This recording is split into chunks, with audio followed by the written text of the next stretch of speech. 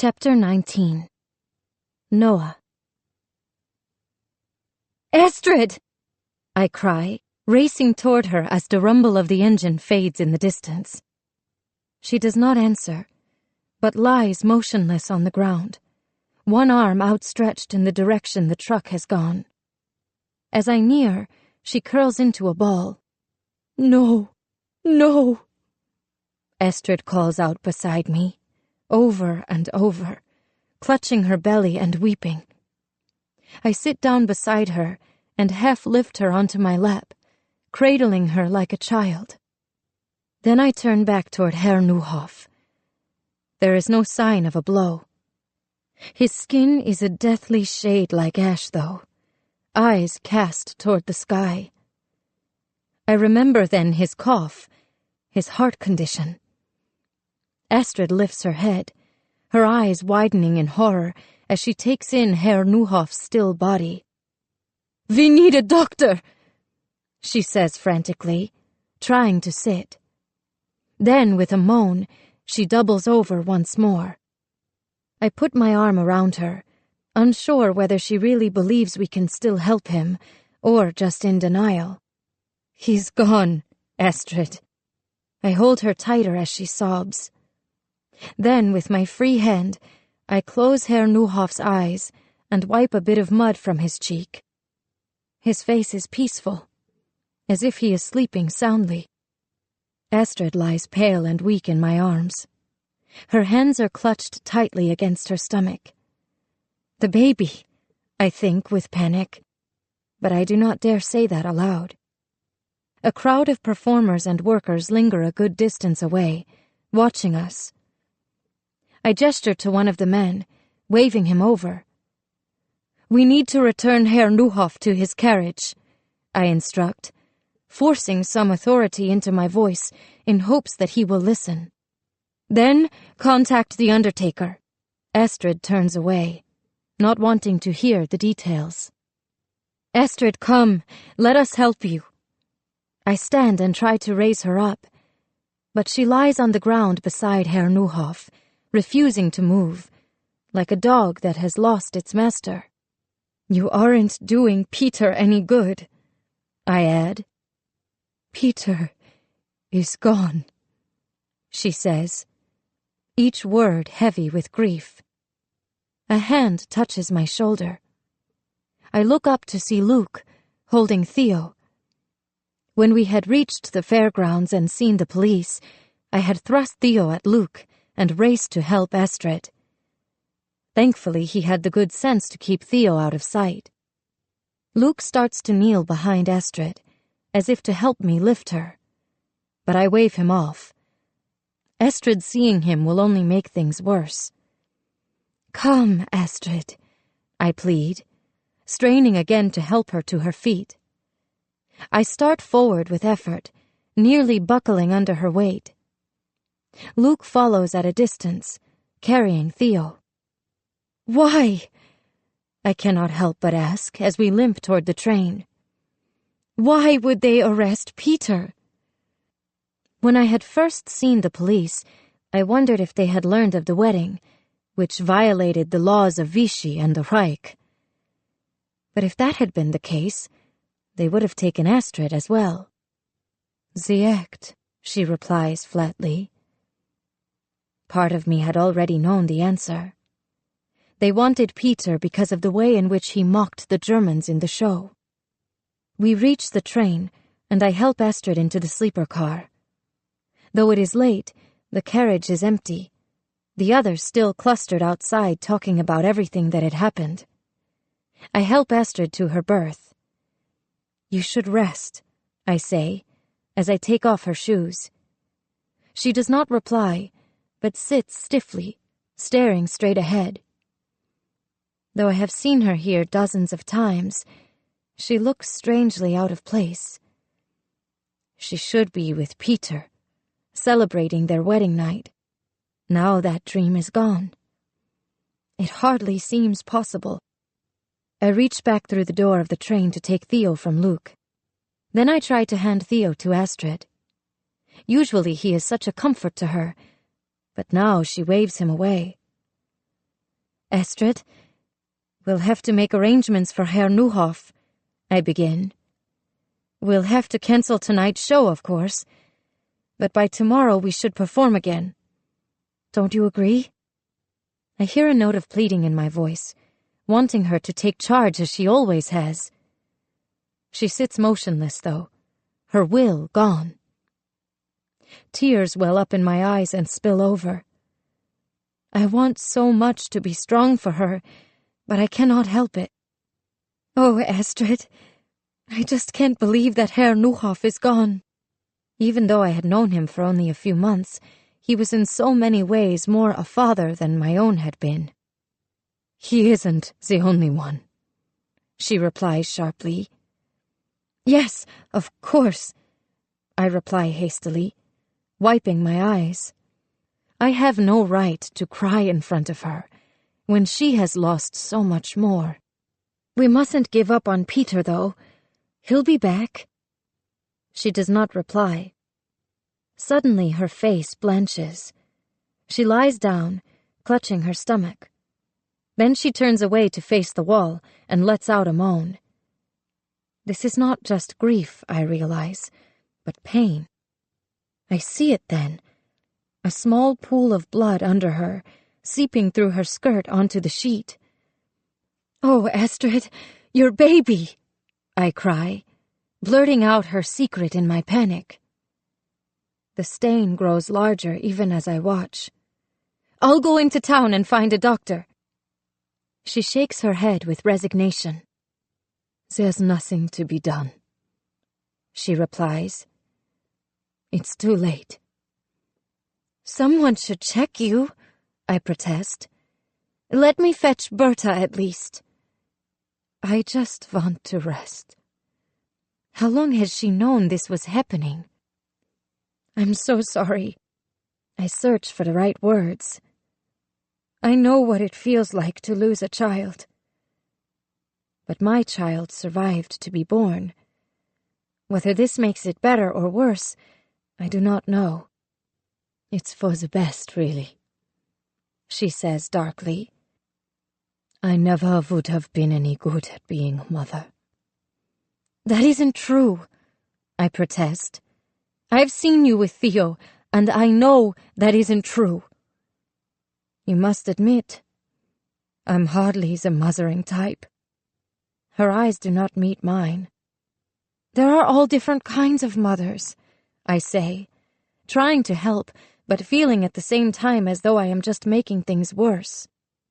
Without a baby, I'm free to perform or do anything else I'd like, she says, as if trying to convince herself. She rolls toward me. Nothing is going to change what has happened. Then she looks past me, and her eyes widen. I turn to see Luke, who stands uneasily in the doorway to the carriage, not daring to enter, but not wanting to leave me either after all that had happened. What is he doing here? Astrid demands. Astrid! I struggle to find an explanation as to why I am with Luke, after I had sworn to her I would stop seeing him. But I find none.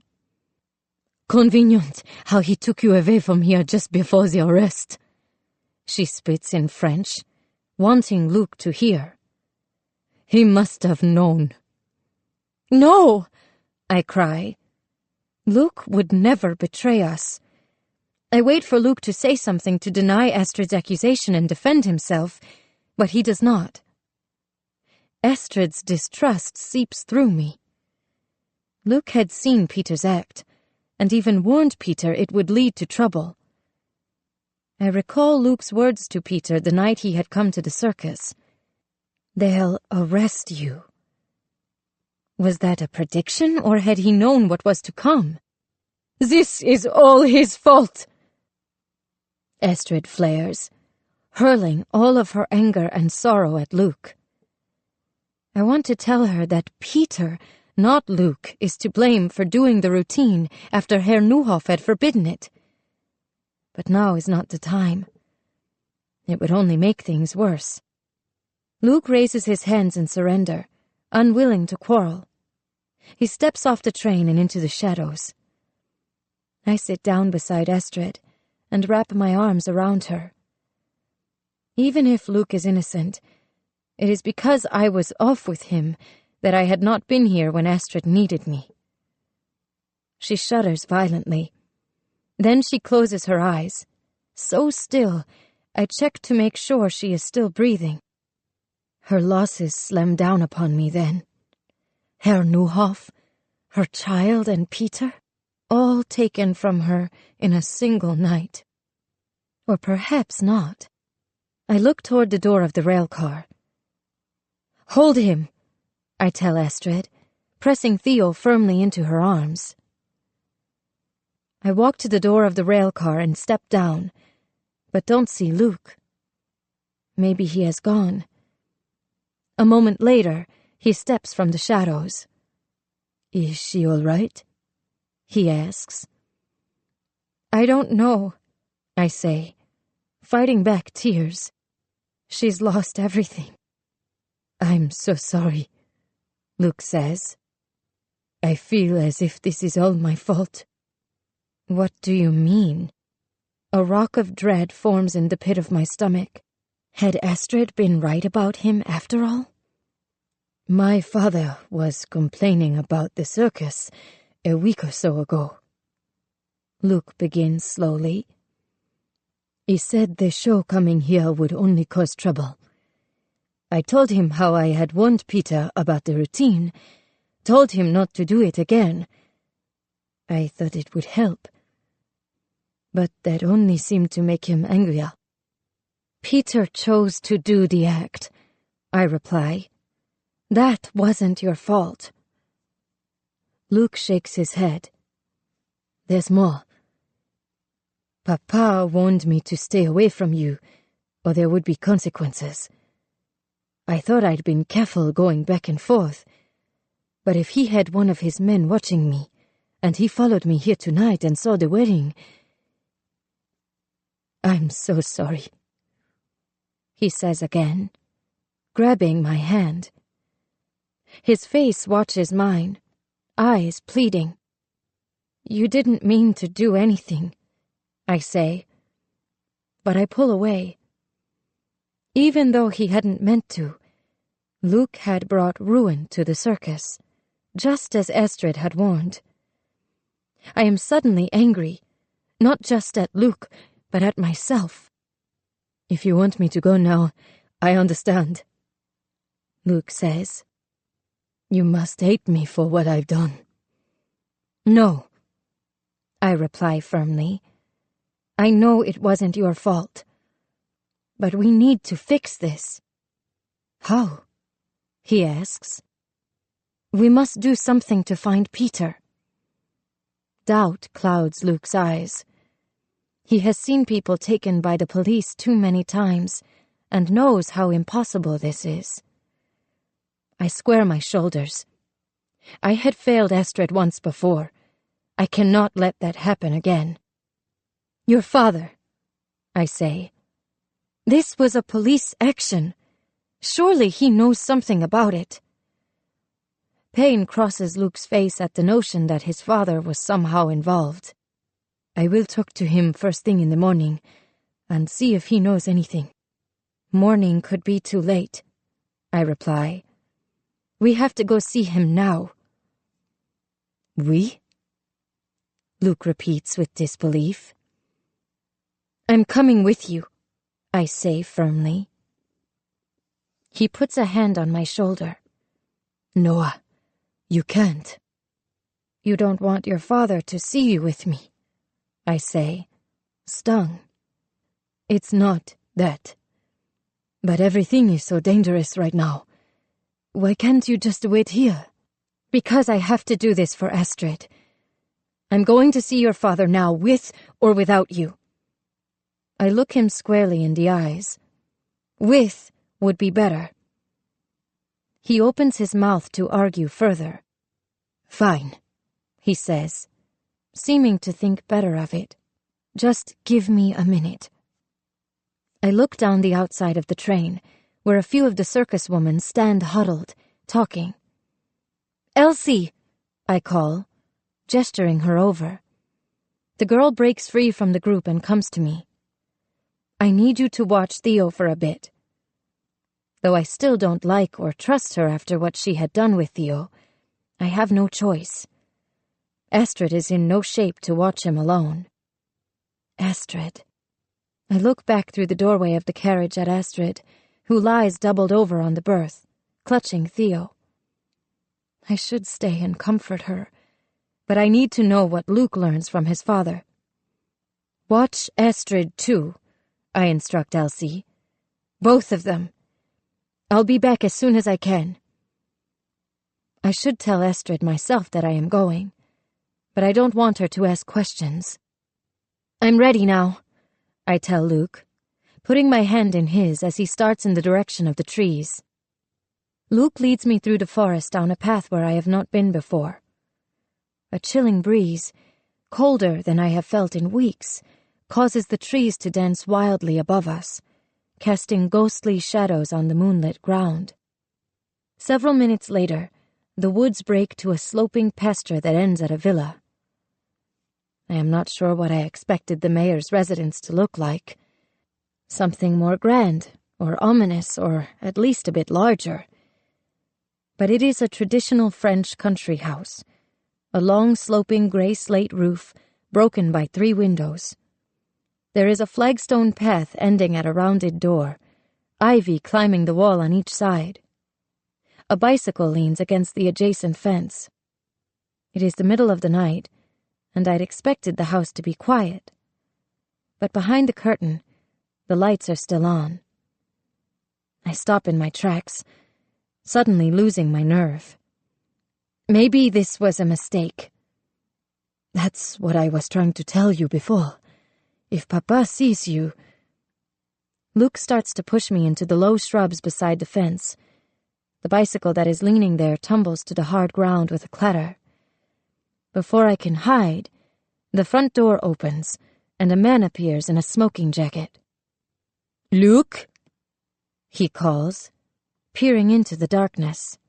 He is an older version of his son, wizened and stooped, but with the same blue eyes and chiseled features. He might have been handsome in his day.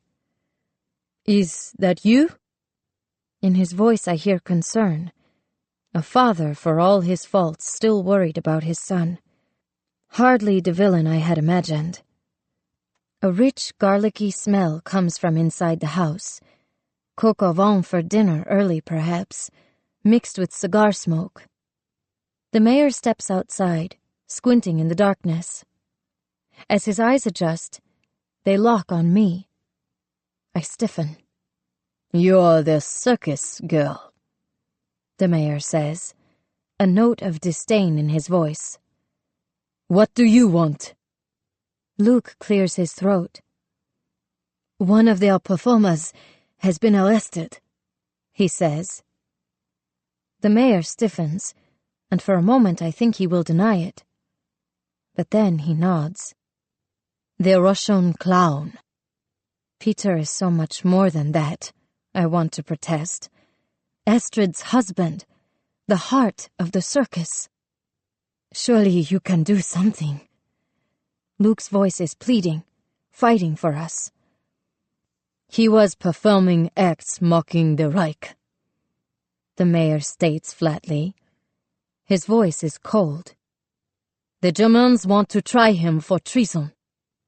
I picture Astrid, hear her cries as they had taken Peter. "At least let us see him then," I venture. The mayor raises his eyebrows, surprised I have spoken. "That's quite impossible."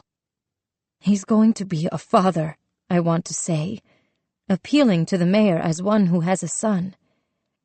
But I have sworn to keep her secret, and I doubt it would sway the mayor. Our circus owner died tonight, and we need Peter so much more now. Please, I beg, searching for the right words and not finding them.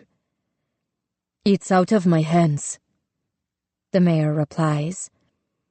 "He's been taken to the old army camp on the outskirts of town to be deported, sent east, First thing in the morning." A distressed look crosses Luke's face. "I thought they weren't using the camp anymore." "They aren't," his father replies, a note of grimness to his voice. "Only for special cases." "Papa, do something," Luke says, trying again, still wanting to believe. I see now the boy who had defended his father, even after the awful things he had done. "I can't," the mayor says flatly. "You won't even help your son?" Luke demands. There is a new forcefulness to his voice. "I suppose it isn't surprising since you sold out your own people." "How dare you!" he thunders. "I'm your father. My father helped people. My father would never have stood by while our friends and neighbors were arrested. And he would have done something to help now. You are not my father," Luke spits. And I wonder if he has gone too far. "If Mama were here, enough!" the mayor barks, voice cutting through the still night air. "You have no idea the things I've faced, or the choices I've had to make to protect you. If your mother was here, it is you she'd be ashamed of. You were never like this before." His eyes shoot daggers in my direction. "It must be her doing. Circus trash with no upbringing." Luke steps forward, putting himself between his father and me. "Don't say such things about Noah." "Never mind," the mayor replies, dismissing me with a wave of his hand. "They'll be gone soon enough. You should come inside now, Luke." "No," Luke says, meeting his father's eyes. "I can't stay here. Not anymore." He turns to me. "Let's go." "Luke! Wait!" the mayor calls, his voice rising with surprise. "Goodbye, Papa." Luke takes my hand and leads me away from the villa, leaving the mayor alone in the doorway. "Are you sure you want to do this?" I ask, as we pass through the gate. Luke keeps walking, eyes forward. His strides are so long, I almost have to skip to keep up. We reach the edge of the forest. "Wait," I say, stopping. "Are you sure? If you need to go back, I understand. He's your father, after all." "I'm not going back," he replies. "You mean, ever?" I ask.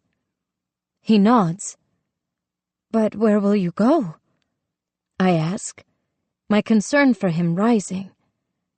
Luke does not answer, but instead takes me in his arms and presses his lips against mine hard, as though trying to wipe away what had just happened.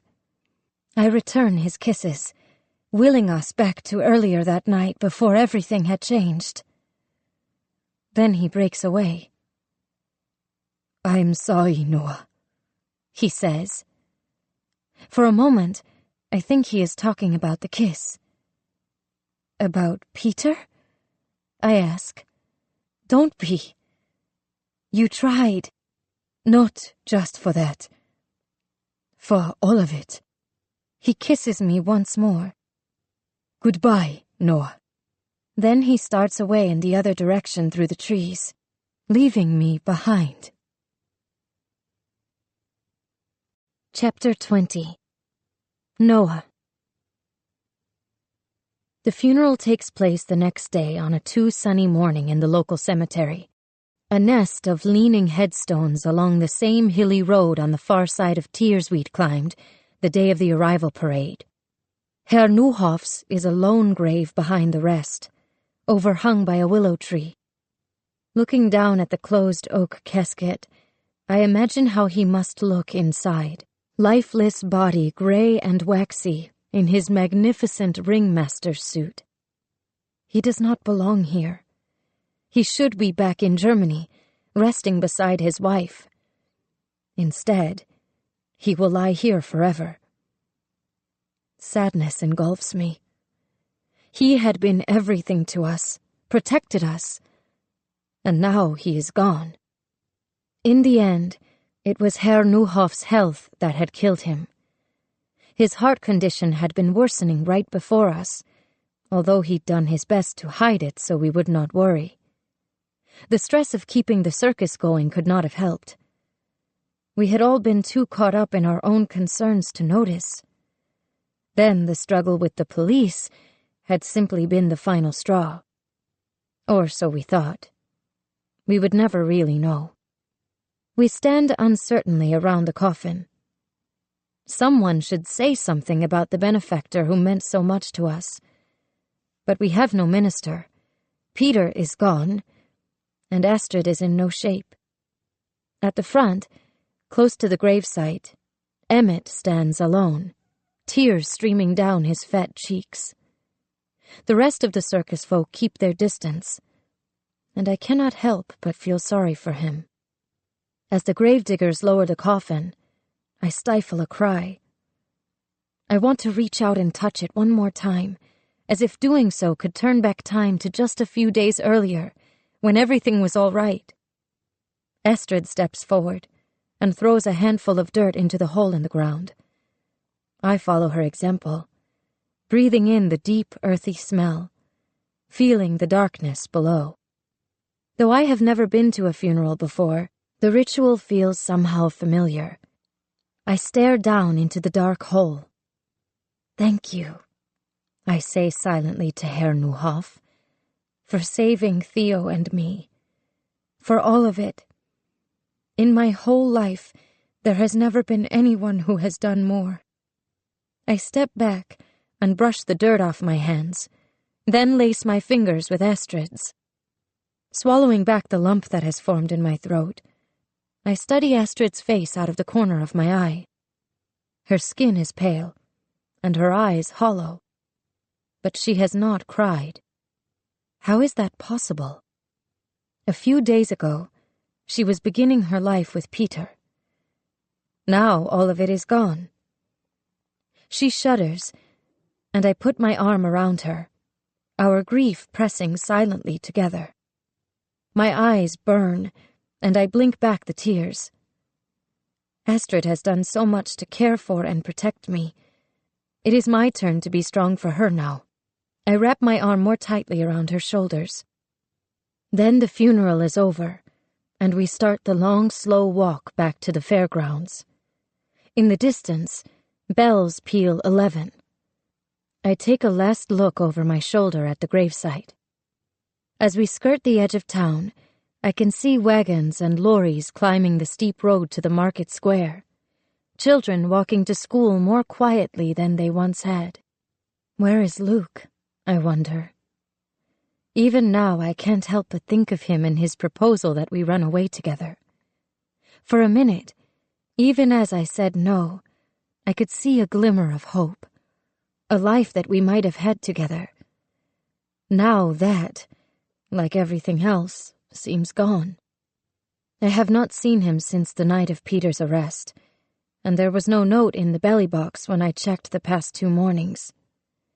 I half expected him to turn up at the funeral and pay respects, but he hadn't. Maybe he sensed that he would not be welcome, or that Astrid might blame him yet again for all that had happened. When we reach the fairgrounds, we do not return to the train, but mill around the backyard, like parentless children. We should rehearse for the show, Goethe says. I had nearly forgotten. It is Tuesday, with a performance tonight. Tickets have been sold and crowds will come. But we have no ringmaster, one of the horseback riders points out. Heads nod. Performing without Herr Neuhoff is hard to imagine. Once Peter might have filled in, but he is gone too. I can do it, Emmett says. All eyes travel warily in his direction. He does not have the personality to engage the crowd. I've never even seen him set foot in the ring. But there is no other choice. It's only for one day before we leave, he adds. We can figure out something else after that. 1 day? Helmet, the animal trainer, asks. What do you mean? We aren't supposed to move on to the next village until Friday. I recall Astrid telling me we would stay in Tiers for 3 weeks before moving on to the next town, and we are still days short of that. We pack after tonight's show, Emmett replies.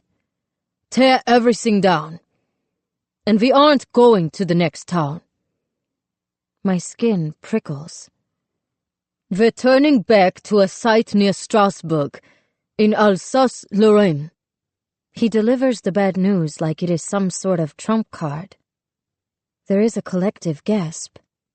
Tonight. The word bounces around in my brain. Emmett had told us the circus would be sent back, but I never expected it to actually happen so soon. I turn back toward Astrid, seeking her help, but she stands numbly, as if she hasn't heard. Alsace?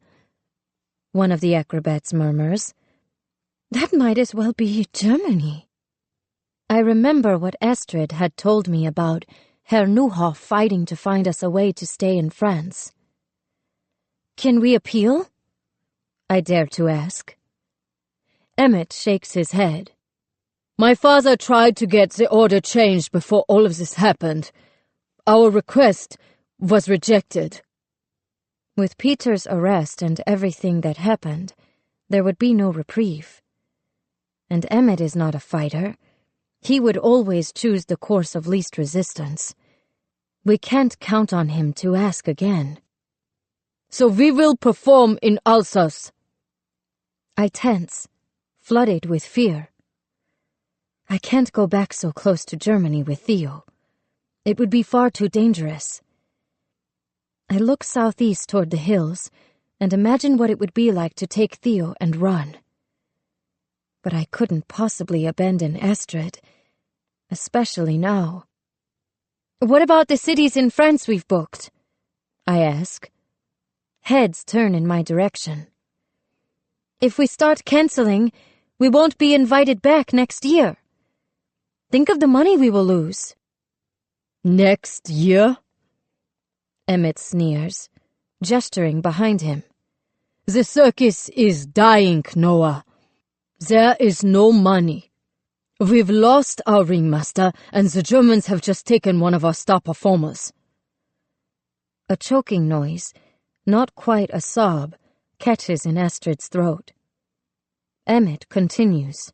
They've humored us to a point, but whether it is now or a few months from now, this is the end. How much longer did you think this could go on?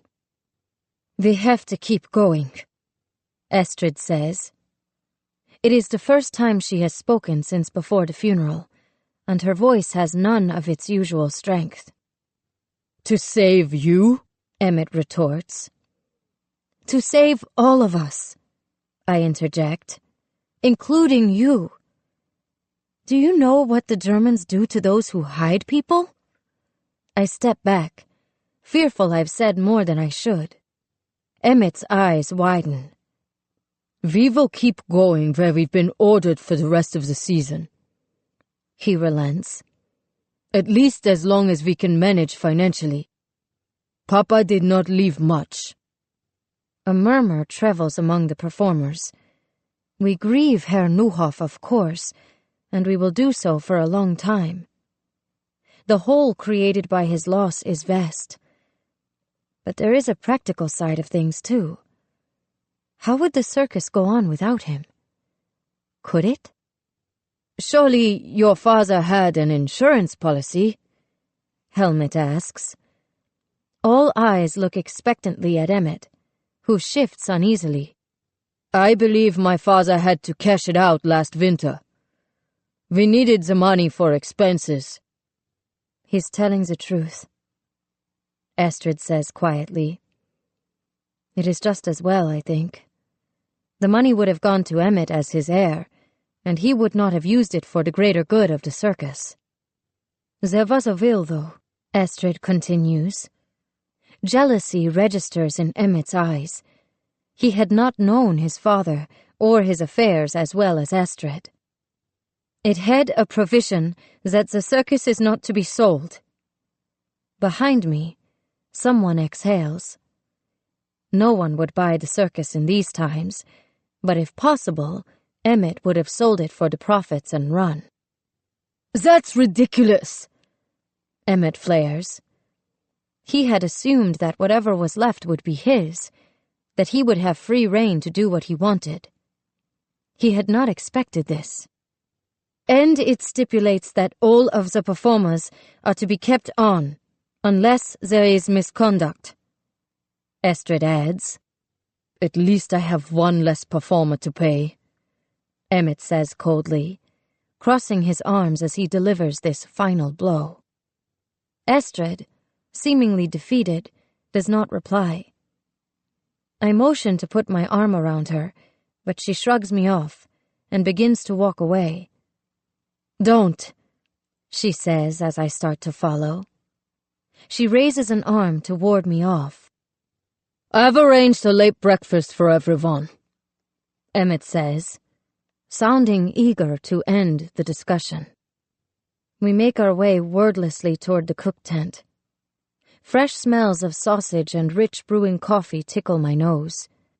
Inside, the few kitchen workers who had remained behind during the funeral have laid out a breakfast bigger than I have seen since we traveled to France. Eggs, and even a bit of real butter. A meal designed to comfort. I inventory the menu silently, cataloging as I always do, the bits I might be able to take back for Theo. So much food, I remark to one of the servers, who is refilling the plate of fried potatoes. It seems foolish to waste it all now, no? We won't have time to pack ice if we are leaving in a few hours, the server says. We have to eat the perishables now so they don't spoil. I take a piece of toast and some eggs for myself, then sit down at an empty table.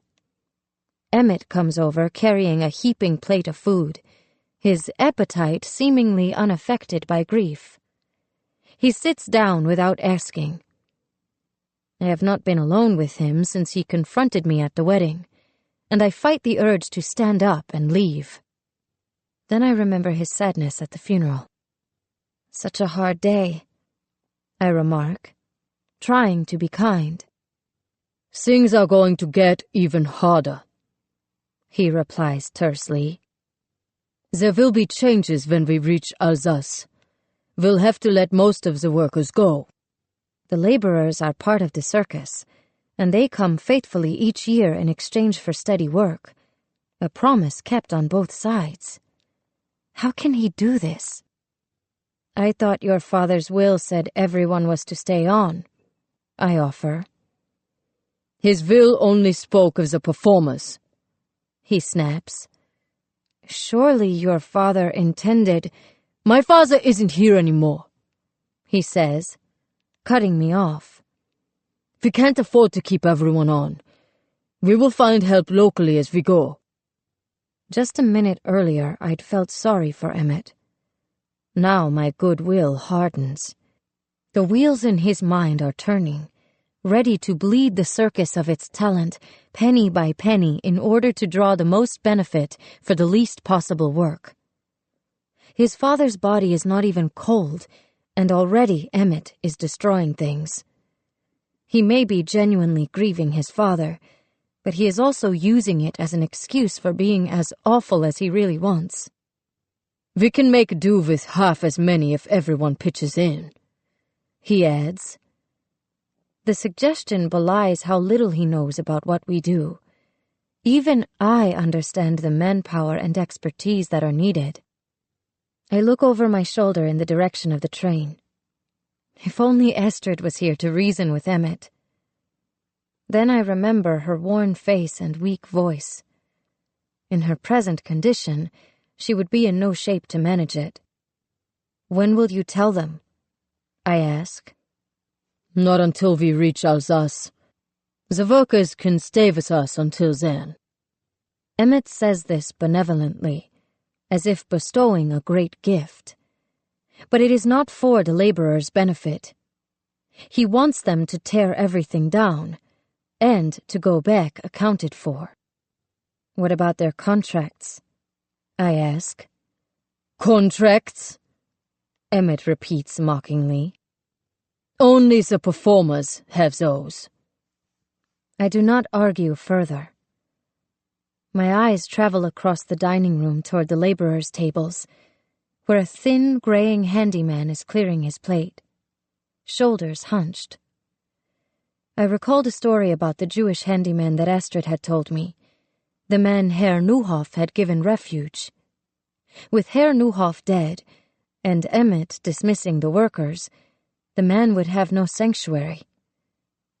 Neither would Astrid, or any of the rest of us. Some of these people have no homes to go back to, I say, staying purposely vague. You mean like the old Jew? Emmett asks harshly. I am unable to hide the surprise on my face. I know about him, he adds. I instantly regret having spoken, but it is too late to turn back. If you tell him before we go, he might have the chance to escape before we leave. Escape? He has no papers. Emmett leans in close to me, his voice low, breath hot and sour. I'm not telling him or the other workers now. And you better not either, if you know what is good for you. He does not bother to hide his threat. My blood chills. Emmett would not hesitate to throw a person to the wolves if it suited his purpose, including me. Not wanting to listen any longer, I stand and pocket the napkin I used to wrap some eggs and toast for Theo. Excuse me, I say. I walk from the cook tent, back toward the train. As I cross the fairgrounds, I pass Drina, the fortune-teller, seated beneath a different tree, closer now than the time I had seen her before. She smiles faintly and holds her tarot deck up to me, an offering. But I shake my head. I no longer want to see the future. That night, the crowds are still making their way from the fairgrounds when the crews begin tearing down the circus. Unlike the raising of the big top, its demise is anticlimactic, a sight nobody wants to see. Poles clank as they fall upon one another, and the canvas begins to collapse like a parachute billowing to the earth. The enormous tent, once full of people and laughter, is gone, as though it was never there at all. I step over discarded programs and crushed popcorn kernels that have been matted into the ground. What will be here once we are gone? I scan the desolate scene, looking once more for Astrid. She had not come to the show. Earlier, as I prepared to perform, I kept searching the backyard, hoping, but she had not emerged from the train all night.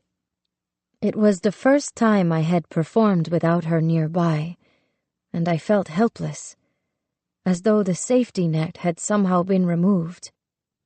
With Herr Neuhoff gone, I needed her more than ever. Goethe walks over to me. "Come," she says. "We should get changed and prepare to go." It is the most she had said to me since I joined the circus, and I wonder if she senses how lost I am without Astrid. "When do we go?" I ask, as we start back to the train to change. "Not for a few hours," Goethe replies. "They'll finish tearing down sometime after we are asleep, but Emmett has ordered everyone to remain on board." A few more hours until we leave Tears for good. Luke appears in my mind. I had not had the chance to tell him we were going or say goodbye.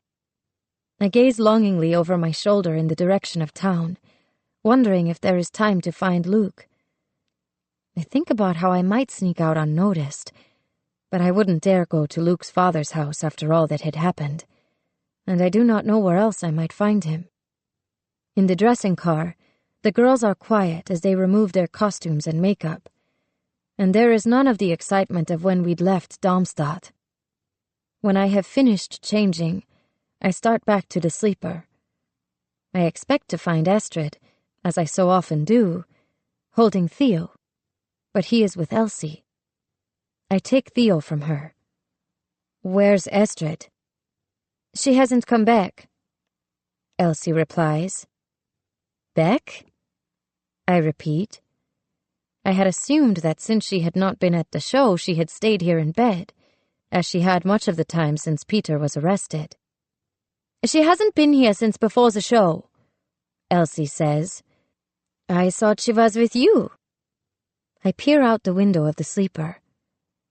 Where has Astrid gone? I hadn't seen her in the big top during the show, nor anywhere on the fairgrounds as the teardown had begun after. I carry Theo from the train and scan the length of the cars toward the front of the train, but I do not see Astrid. She wouldn't have gone far just as we are about to leave, unless she had gone in a last desperate attempt to find Peter. I look in the direction of town, my concern growing. Easy, I think. Even Astrid in her current state would have known that was impossible. My eyes travel the length of the train in the opposite direction, toward the rear, taking in the final carriage that had been Herr Neuhoff's.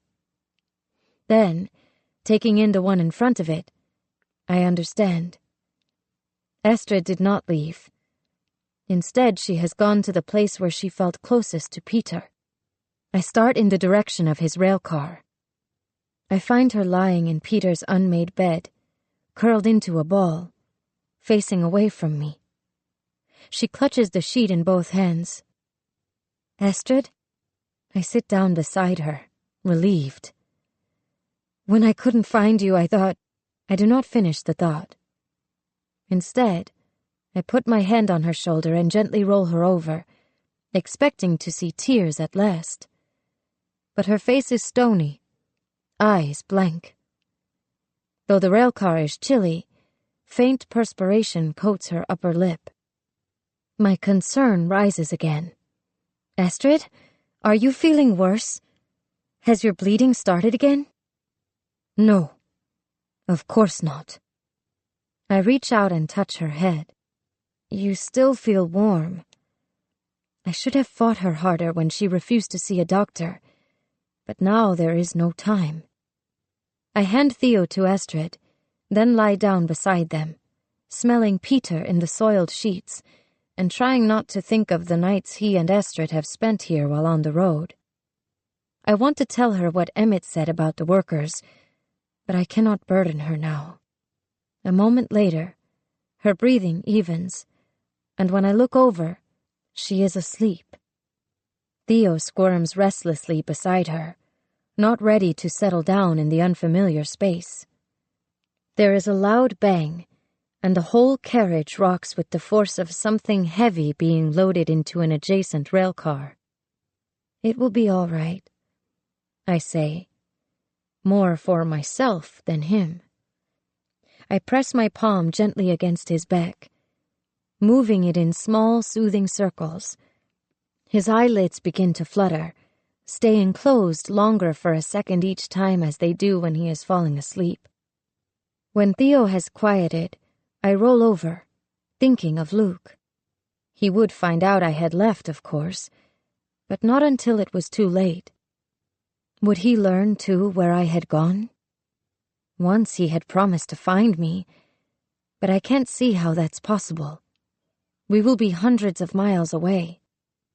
I sit up and peer out the window at the familiar sight of the fairgrounds, the forest leading to town behind it. We are still here. I can get off the train and go to Luke to let him know we are going, and still make it back in time without anyone noticing. Or maybe even take Theo and leave with Luke for good, I think, remembering his proposal. But where would we go? We have no papers to cross the border, no money for food and shelter. Then I look over at Astrid. Even if it were possible, I would not dare. I close my eyes. Some time later, there is a great heave, and the train struggles forward. I sit up once more and look southeast out the window, imagining the freedom that lies just a few 100 kilometers away in Switzerland. Beside me, Estrid's body rises and falls methodically with deep sleep. My fate is tied up with hers now, whatever happens. The train presses forward, and the town of Tears seems to shrink, growing lower and flatter into the earth as we pick up speed. And then it is gone. I touched the glass where the village had been seconds earlier, leaving Luke and our chance at freedom behind. Chapter 21. Astrid. The squeak of a doorknob turning, hands pressing against hard wood. Through sleep, I think I am back in the winter quarters, Peter coming to tell me that he has found someone in the woods near Darmstadt. But when I open my eyes, I see that it is only Noah, hurrying into the tiny cabin we have shared in the past 5 days since reaching Alsace. I close my eyes once more, willing the vision of earlier times to return. Astrid! Noah's voice, tight with urgency, yanks me from my memories. I roll over. She is peering out the filthy window, her body stiff and face pale. You have to get up. Have they come again? I ask, struggling to sit. Before she can answer, there is a loud clattering outside. A police inspection. Officers rattling through the wagons and the tents. Once I might have run and hid, but there is no hiding place here. Let them take me, I think. There is a hard knock on the door that startles both of us. I sit up, reach for my robe. Theo lets out a wail. Noah opens the door to reveal 2 SS officers. Always 2, I muse. Except, of course, the night they had taken Peter. Wer ist da? One of the men, taller and thin, barks. Who is there? I'm Noah Weil, she offers, managing to keep the quaver from her voice. The officer gestures toward me. And her? A moment's hesitation. I'm Astrid Sorrel, I say, when Noah does not. The same as when you asked 2 days ago, I cannot help but add. What do they think will be so different each time? What did you say? He demands. Noah shoots me a withering look. Nothing, I mutter. No good can come from antagonizing them. The other officer takes a step into the cabin. Is she ill? He nods his head in my direction. Yes, I want to say. The Nazis are known to fear illness. Perhaps if they think I am contagious, they will leave us alone. No, Noah replies firmly, before I can answer. Her eyes dart nervously in my direction. And the child? He asks. My little brother, Noah says with conviction, the lie now long familiar. His papers are here as well. Are you thirsty, sirs? Noah offers, changing the subject before he can ask further questions. She reaches behind her bed and produces half a bottle of cognac I had not known she had. The man's eyes widen, then narrow again. It is a calculated risk. Will he take the bribe, or accuse her of stealing or hoarding the liquor? He takes the bottle and starts toward the door, the shorter man in tow. When they have gone, Noah closes the door. She picks up Theo and sinks to the bed beside me. I didn't think they would come again so soon after the last time, she says, shaken. Almost every day, like clockwork, I reply, turning away from her. looking out the window of the cabin where we have billeted since our arrival. In Alsace, the most worn of regions, all pretense of normalcy is gone. Across a thin strip of river lies the town of Colmar, its once elegant skyline of Renaissance churches and timber houses crumbled after the air raids. Trees that would have been blooming other years in early May snapped in half like twigs. German trucks and Kubelwagen line the roads. "The cognac," I say. "Where did you get it?" A guilty expression crosses Noah's face. "From Herr Neuhoff's rail car. Emmett was going through things the other day, taking what he wanted. I didn't think he would notice." That was smart thinking. Thank God she did not offer them food. Rations have shrunk to a fraction of what they were in Thiers. We barely have enough to feed ourselves and Theo. "But it's gone now," Noah frets. "They'll expect more next time." "We'll think of something," I say. I lie down once more, my throat scratchy from the halo of burnt smoke and coal dust that seems to hang constantly in the air. The cabin, just big enough for Noah, Theo, and myself, is scarcely a step above camping, with a roof that leaks and a floor that is mostly dirt. We cannot sleep on the train as we had in Thiers, for fear the British RAF pilots might bomb the rail lines. So we have moved to the low cabins, not much more than huts without indoor plumbing, once used as work sheds by workers at the adjacent quarry. Not that they are so much safer. The fairgrounds here are close to the roadway, and military vehicles rumble down it all night, making it a prime target for the air raids as well. Last night, the bombs fell so close, I pulled Noah and Theo under my cot, and we huddled against the cold earth until dawn.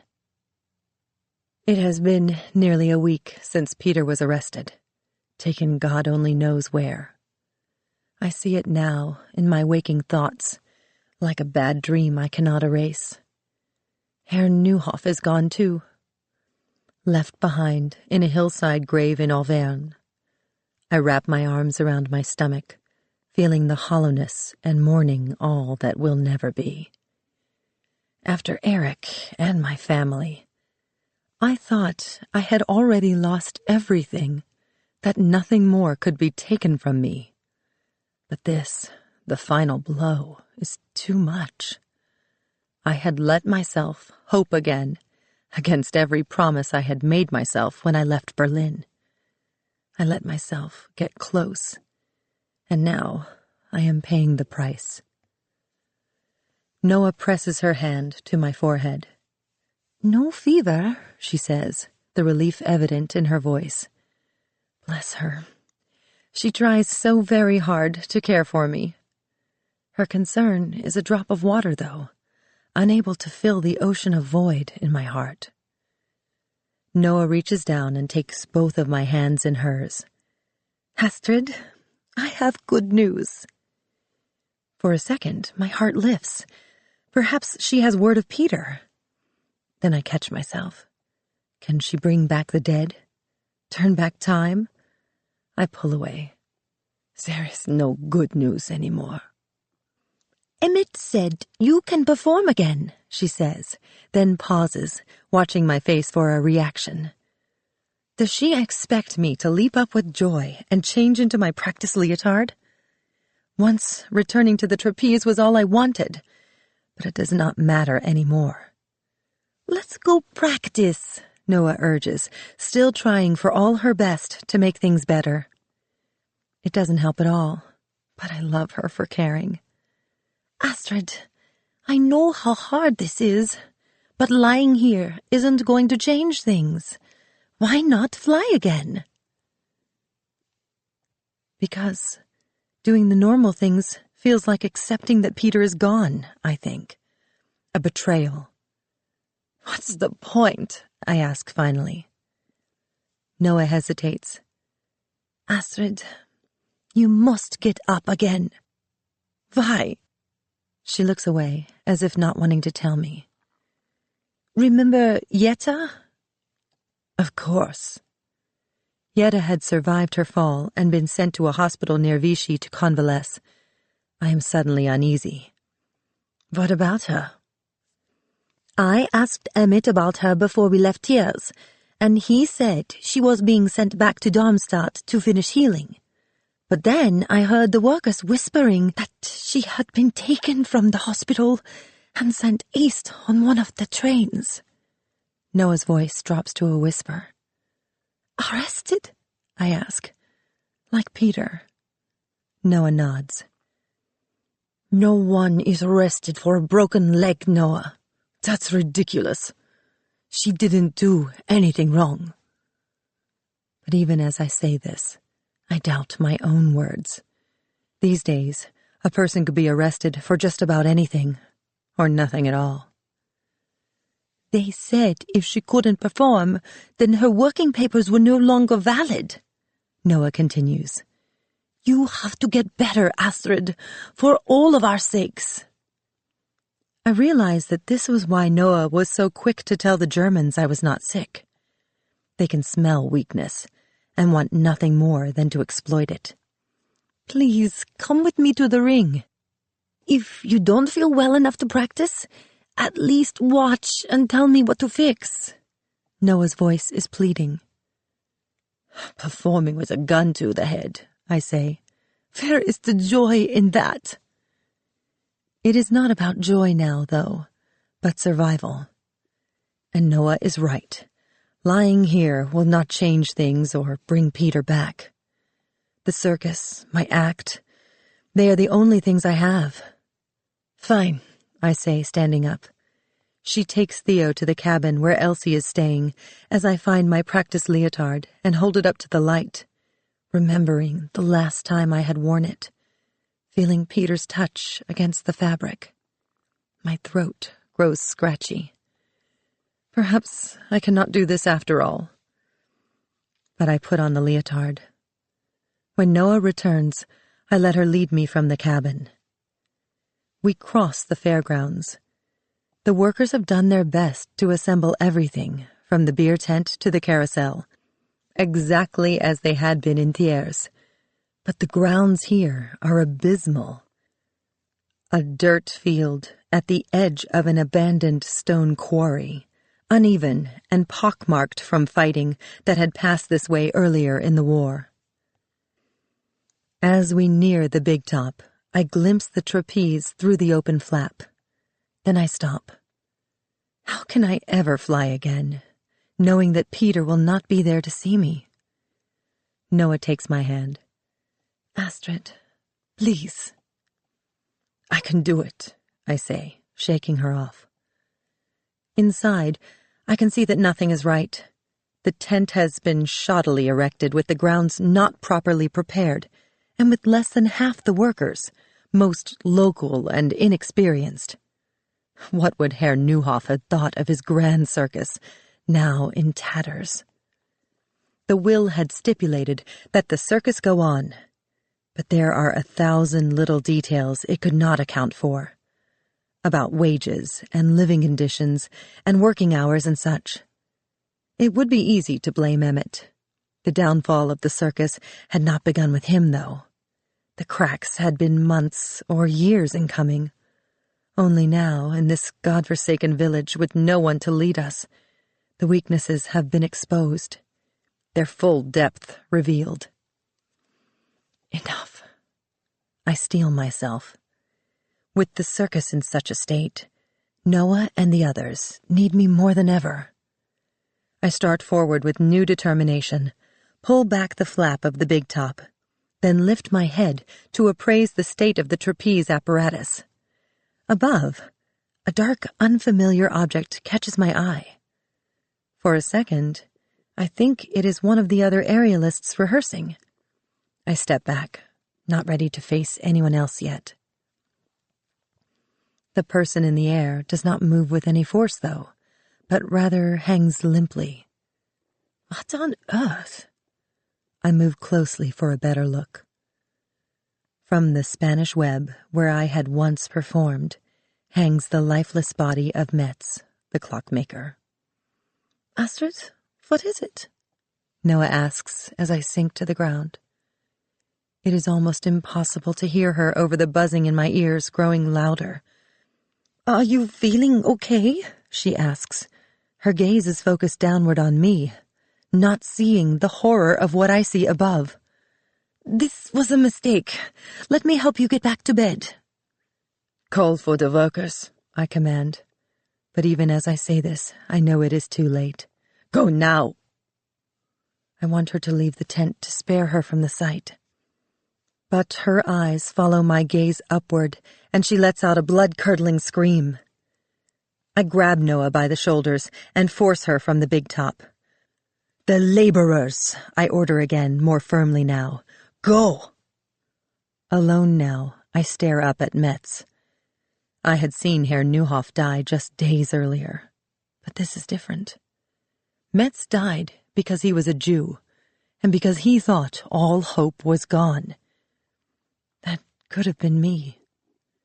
I stand silently, touching my coat where the star should have been, a moment of solidarity. "In the big top," I hear Noah calling outside. "Please hurry!" 2 workers rush into the tent. I stand alone, watching as the laborers climb the ladder, then try to reach out with the long pole we used to pull in the trapeze bar in order to retrieve Metz. I turn away, sickened, and not wanting to see any more. Noah hurries back in, Emmett close behind. "Damn it," he swears. "Should we call the police?" Noah asks.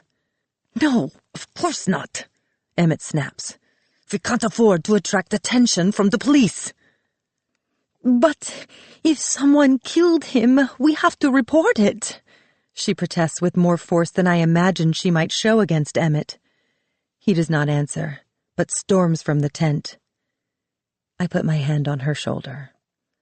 "No, no one killed him. He killed himself." "What?" I watch her expression as she grapples with the idea. "Surely you've heard of suicide." "Yes, of course. But how can you be sure?" "There are no signs of a struggle," I explain. "I just wish I knew why." Noah's face crumples. "He must have found out." "Found out what?" I demand. She hesitates, and I can tell she has been keeping something from me. "Emmett said he was letting the workers go." "What?" I am stunned by the notion. Metz must have somehow learned of Emmett's plan. With his family gone and no chance of sanctuary, he had given up, taken his life instead of letting it be taken. He had not seen another way out. "I'm sorry I didn't tell you sooner," Noah says quickly. "Emmett threatened me if I said anything, and I didn't want to worry you." Not listening to the rest of her explanation, I walk from the tent. Word has spread quickly through the fairgrounds, and workers and performers have clustered outside the big top. I circle the gathering and find Emmett on the far side, standing uneasy and separate from the others. "How could you?" I demand. "We need these people." His eyes widen. "You've been lying around for days, and now you want to tell me how to run the show?" he snarls. "You've got some nerve." "It's you who's got the nerve, Emmett," Noah's voice comes from behind me. "If you had told them before we left Thiers, that man might have had a chance." "This is none of your concern," he counters. "Are you going to tell them, or am I?" He is caught off guard by Noah's defiance. The others draw closer now, having overheard. "Tell us what?" one of the acrobats demands. Emmett shifts uncomfortably, then turns to the crowd that has assembled. "I'm sorry to tell you that the circus is nearly out of money. We will be letting all of the workers go." Except for the foreman, I interject quickly. I am overstepping my place, but I do not care. I continue quickly before Emmett can protest. And those who have been with the circus for more than 5 years. If everyone left at once, there would be no one to run the show. God damn it, one of the workers swears. You can't do this. There's no other choice, Emmett replies coldly. You will each receive 2 weeks' pay and the train ticket home, I add. Isn't that right, Emmett? Emmett glares at me. Clearly he had not been planning that. Yes, of course, if you go peacefully. Now, if you will excuse me, I have business to attend to. He slinks away, keeping his eyes on us as if afraid to turn his back. When he has gone, the workers begin to dissipate, still grumbling. The performers, spared for now, go more quietly to rehearse. At last, only Noah and I remain outside the big top. Behind us, there is a clattering noise, and I turn in time to see the 2 workers who had gotten Metz down carry his body from the big top. Oh, Noah says, covering her mouth with her hand. Astrid, I still don't understand it. Even if things were so bad, you would just give up like that. Don't judge, I say, the rebuke in my voice sharper than I intended. Sometimes the running just gets to be too much. Chapter 22. Noah. The next day, Emmett blocks my way as I start from the cook tent back to our cabin after breakfast. Where's Astrid? He demands, arms crossed. She isn't back to practicing? He presses. Not yet, I say. I shift a bowl of porridge I've taken for Astrid out of his view. Now that we are out of tears, there's no reason for her not to rejoin the show. So why hasn't she? She doesn't feel well, I say, lying for Astrid instinctively, even though it could cost me my job if Emmett found out. In some sense, it is true. And we tried yesterday. You saw that. But then there was that business with the worker. He waves his hand, as though the clockmaker was of no consequence. She needs to be back in the show by tomorrow, Emmett says. Everyone has to pull his weight around here. No more lollygagging for that one. He adds. The notion of Astrid being lazy is so ridiculous I almost laugh aloud. I want to argue again that it is too soon for her to swing again, after all that she has been through, that she needs a few more days to get back on her feet. But I know he will not be swayed. Taking my silence as agreement, he continues on. I begin to walk again, pulling my coat over my head to avoid the thick spring drizzle that has begun to fall. I peer across the roadway, where a thin strip of river separates us from the town of Colmar. I had crossed the bridge into town once since our arrival, to see if there was anything to be had at market beyond our tiny rations. But my trip had been useless. The lone seller at what had once been a bustling town market had only some unidentifiable meat, which would have been too tough for Theo, even without the foul smell. Indeed, the whole town seemed to be stripped bare by the years of war.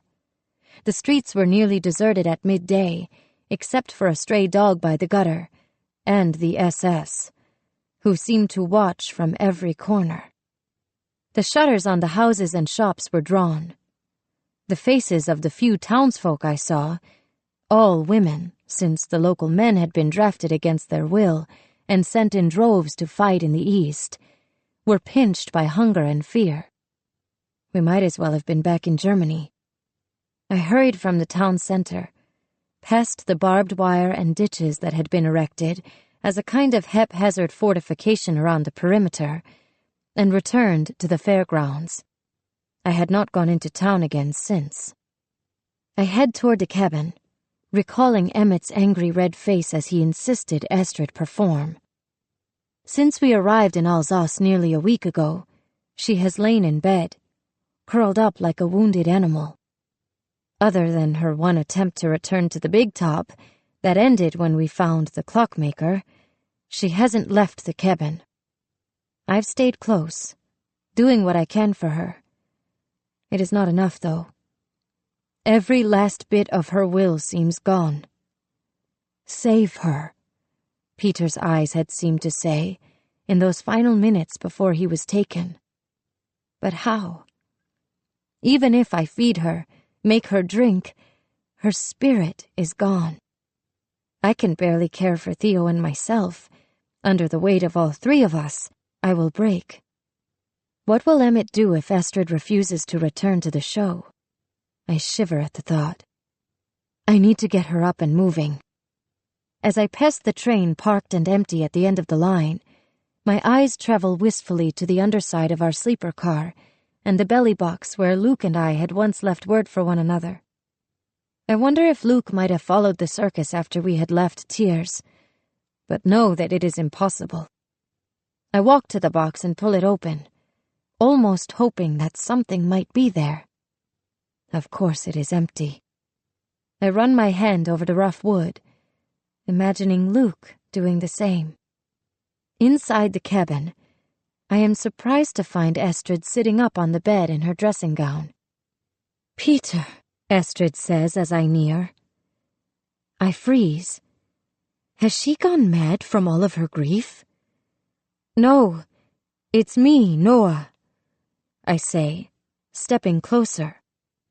She is not having delusions of Peter, but rather staring at a crumpled photograph. I approach Astrid carefully and get a better look at the picture. It is one I have never seen before of the two of them sitting in the backyard, under a parasol on a sunny day in street clothes, not costume. Where was that taken? As she passes it to me, I notice that her once perfect manicure is gone, the nails shredded where she has chewed on them. A little town just outside Salzburg. It was in summer. The first season after I returned. Before I had arrived, I think. It feels strange to imagine the circus when I was not here. We weren't together yet, you know. Just getting to know each other. She smiles, her eyes far away. We would talk and play cards for hours. He was fierce at card games. Gin, rummy, poker. We would start with a drink in the afternoon, and the next thing I knew, the whole night had passed. I studied the photograph. Even then, Peter's eyes were somber, as though he knew what was to come. It would have been his birthday tomorrow, she adds, and her expression saddens once more. She speaks as though he is already dead. I fight the urge to correct her, not wanting to offer false hope. From the other cot, Theo stirs. I pick him up, kissing the top of his head. Our one blessing. Through all of the hardship, Theo has thrived. His cheeks are still round, and his hair has grown thick and curly, a dark meringue. Still holding Theo, I sit down beside Astrid gently. Everything has been taken from her. A chance at a child, the man she loves. She simply has nothing left. Except us. I wrap my arms around her. But it is not my warmth she seeks. She reaches for Theo and I pass him to her, offering one of the few comforts that remain, pressing him into her arms. She clings to him like a buoy at sea, seeming to draw strength from his tiny body. I pick up the still warm bowl of porridge and bring it closer to her, but she shakes her head. Astrid, you have to eat. I'm not hungry. Think of Peter. I am thinking of him. Every second, I know. But is this what he would want for you? She reluctantly takes a mouthful and turns away once more. Emmett was asking for you. I say hesitantly. She raises an eyebrow. Again? I nod. He is the boss, and even Astrid will push him only so far. But what can he do to her, really? Please, Astrid. We need you. I need you. Astrid is my only friend in the world, and I am losing her. Astrid raises an eyebrow, as though the thought has never quite occurred to her. She sighs, then stands up. She takes off her dressing gown, and I am surprised to find she is already wearing her leotard. Gratitude washes over me. She will not let me down. Let's rehearse, she commands. We step outside. It is mid-morning, and the backyard is busy with trainers feeding the animals, performers on their way to practice. The few laborers who remain struggle to mend equipment and put things in place, with a third of their usual number. At the door of the tent, she turns to me. I don't want to do this. Is it Peter? Or the baby? Or Mets? I wonder. I squeeze her hand. I understand. But you can do it. I know you can. At least she is here, willing to try. I start for the ladder. Then, looking up where the man had hung, my stomach turns. I stop, still holding on to the ladder and staring upward. I wonder if the memory of the clockmaker will stop Astrid. But she climbs the opposite ladder without hesitation. Then, halfway up, she stops and grows concerned. Something is not right, she says. Nothing is right. The fairgrounds had not been prepared when we arrived, the earth rough and strewn with debris. I asked about leveling the ground, I say. I've performed here with Goethe a handful of times, gotten used to the rickety apparatus and the way that the slope of the earth changes my fall. But Astrid has not been here since we've come to the town. To her, it is jarring, a disgrace. Is it the ladder? I ask, tugging on it to show her that it is firmly secured. But she shakes her head sadly. It is just everything. I watch her intently, waiting for her to climb back down and insist on seeing the head of the grounds crew.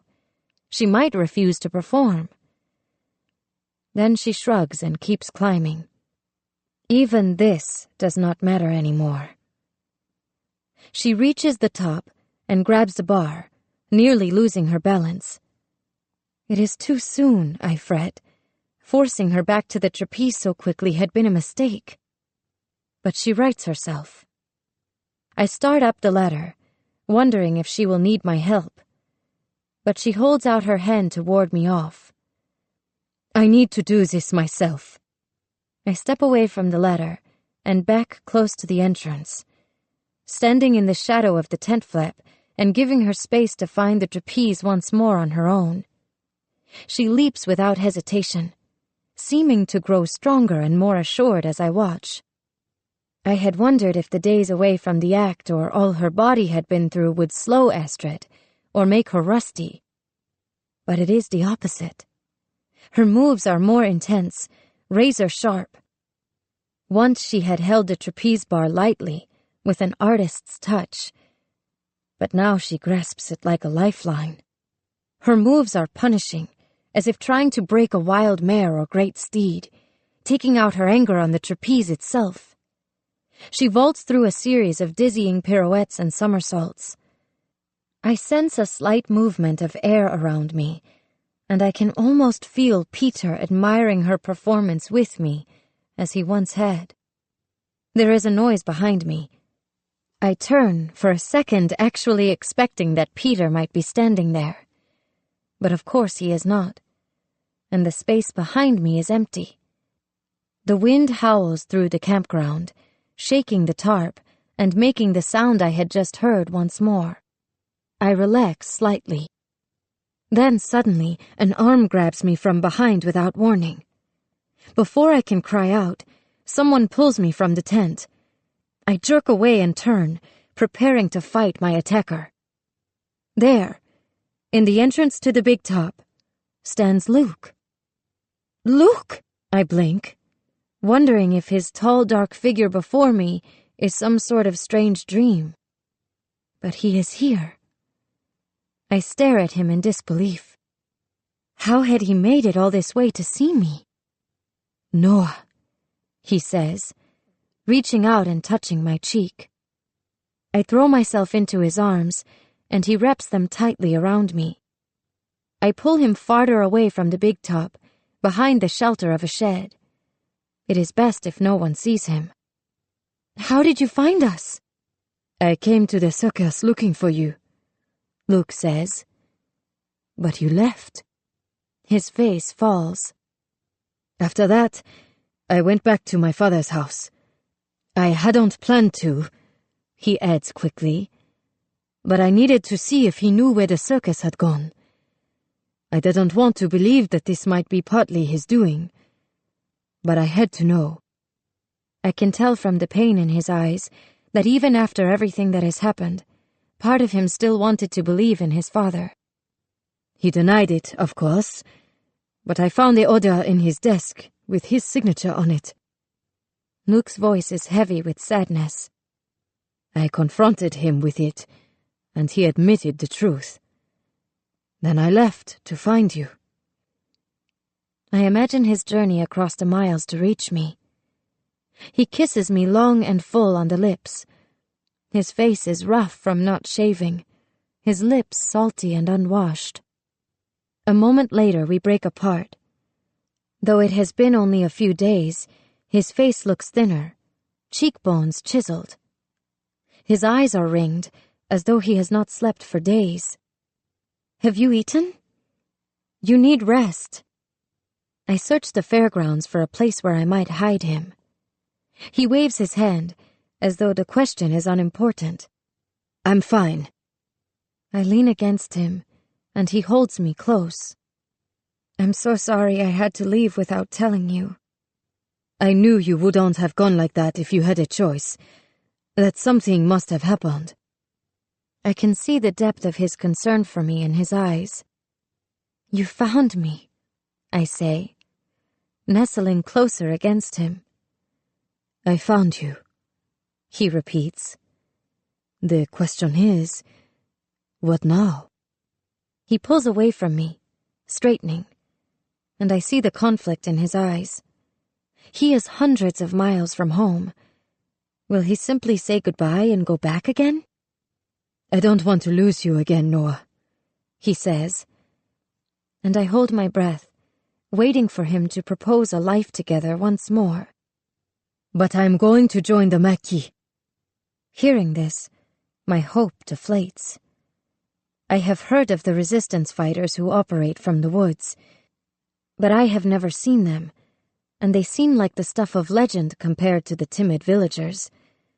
It sounds dangerous, and far away. There's a unit of them east of here in the Vouja forest, and if I can get there, I can help, he adds. But that's so dangerous, I protest, lifting my head to meet his eyes. He smooths back my hair. I'm not running, Noah. You've taught me not to be afraid. For once in my life, I'm going to stand my ground and fight. So it's my fault, then, that you are going to get yourself killed? I demand, only half joking. Luke smiles. Then, as he takes my hand, his face grows serious once more. I only meant that this thing between you and me has opened my eyes. I can't sit by and watch anymore. I have to do something. And the work that the Resistance is doing, disrupting communication and the rails, is more important than ever to prepare for the Allied invasion. There's talk that it's coming soon, now that the weather has improved. He draws me close to him once more, wrapping his arms around me and kissing the top of my head. I don't want to leave you, though. It's time for something more. For both of us. If If you would consider going with me. To the Maki? I ask. Yes. There are some women, too, who are helping with their work. I realize, proudly, that he is thinking of me, and that I am strong enough. Would you? He asks, eyes hopeful. I want so much to say yes. If only it were that simple. I can't, I say, putting my hand on his chest. You know that. If it's about Theo, we can find a safe place for him until this is all over, he replies, putting his hand on top of mine and lacing our fingers together. Then we could raise him as our own. I know, but it's more than that. Astrid, she's risked everything for us. I can't abandon her now. Once Astrid might have managed on her own, but she can no longer manage for herself. Everything has been taken from her except us. I thought you would say as much. His face grows resolute. I have to do this, though. There is no place for me at home anymore. When will you go? I ask. Tonight. If I set out after dark across the hills, I should be able to find the Maquis encampment before dawn. He pauses. If only you were going with me. I know, but I'm not. And so this is goodbye. I wrap my arms more tightly around him. We stand together, pressed close, willing the moment to last just a bit longer. I pull back slightly to peer back toward the tent. I should go. Astrid is waiting for me. He nods. I'm so worried about her, I confide. First losing the baby, and now Peter. I'm sorry I couldn't do more, he adds, his voice low with guilt. You mustn't blame yourself. I don't. Actually, that is the other reason I came. I don't understand, I say. What other reason could there be? I should have told you sooner, only I was so excited to see you again. He reaches into his pocket and pulls out an envelope. A letter came to the village. He holds it out, and I imagine the worst. News coming from across the miles. Has something happened to my family? But as I start to reach for it, he pulls his hand back. It's not for you. I take it from him anyway, and seeing the Berlin postmark on the envelope, my breath catches. The letter is for Astrid. Chapter 23. Astrid. 40 feet. That is what stands between life and death, the thinnest sliver of a divide. I came back to the ring as I said I would, and pretended to rehearse for Noah, and leaped as though nothing had changed. She had disappeared from the tent, though, leaving me alone, and so I returned to the board. The movement of flying through the air had once meant everything to me. Now each swing is like a knife through my heart. The cavernous space high above the ring, which had been home, is almost unbearable. I peer over the edge of the board as if it is a cliff, staring into the abyss of the net below. I tried to kill myself once, after Eric told me to leave. He'd walked from the apartment, ostensibly to give me time to pack and go, unable to bear watching, or maybe to avoid the hysterics he considered so uncivilized. I'd run to the cupboard and grabbed a bottle of pills and vodka, impulsively downing as much as I could of both.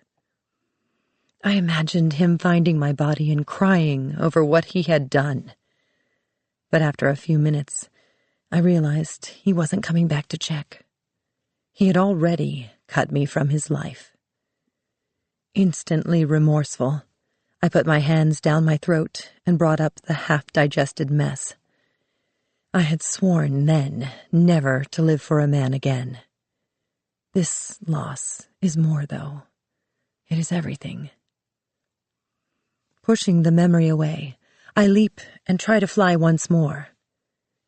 There is nothing left for me here, though. Jump, let go of it all. The thoughts tick rhythmically through my head with each swing.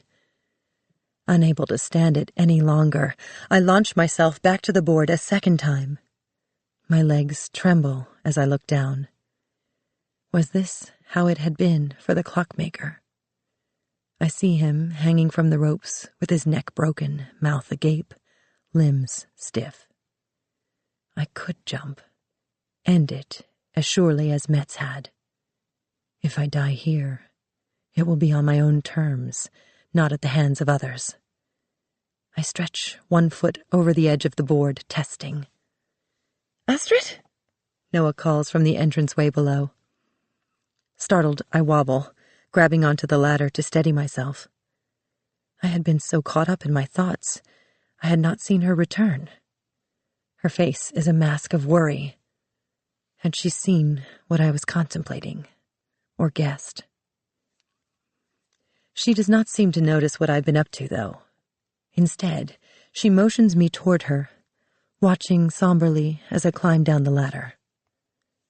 "What's wrong?" I demand as my uneasiness grows. "Tell me." She holds out an envelope to me. "A letter came for you." I freeze. Letters can only mean bad news. I take it with trembling hands, bracing for news of Peter. The envelope bears postage markings from Darmstadt, though. I hold it at arm's length, as though its contents might be contagious. Just for a moment, I want to remain suspended in time, shielded from whatever is written there. But I have never been any good at hiding from the truth. I tear open the seal. Inside is another envelope, addressed to me. Not at the Circus Neuhof, but rather my family's former winter quarters. From Berlin. Eric's blocky script reaches out like a hand. Ingrid Klempt, he'd written, using my maiden name, not his. Even after so much time, the rejection still stings. Someone, whoever had forwarded the letter, had crossed it out and added my stage name, Astrid Sorrel. I drop the envelope. Noah retrieves it quickly and hands it to me. What could Eric possibly want? "Do you want me to open it for you?"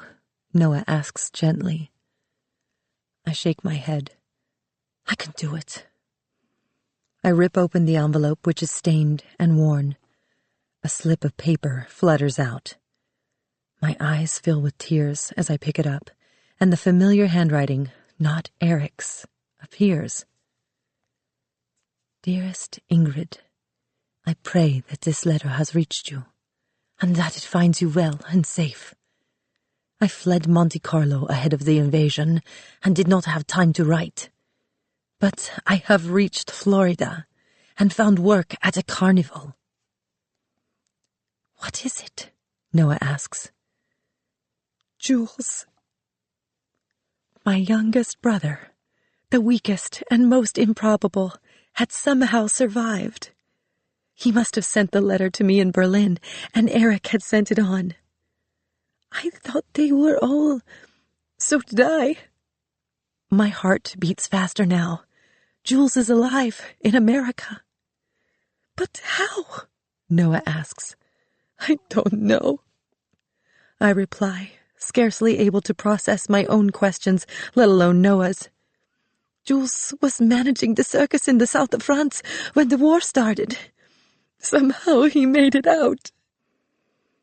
I continue reading silently. "I wrote to Mama and Papa for months, but received no response. I do not know if you have heard, but I am so very sorry to tell you that they died in a camp in Poland." Oh! I cover my mouth to stop the sob that rips from my throat. Though I have long known in my heart my parents could not have possibly escaped, some part of me had clung to the hope that they might still be alive.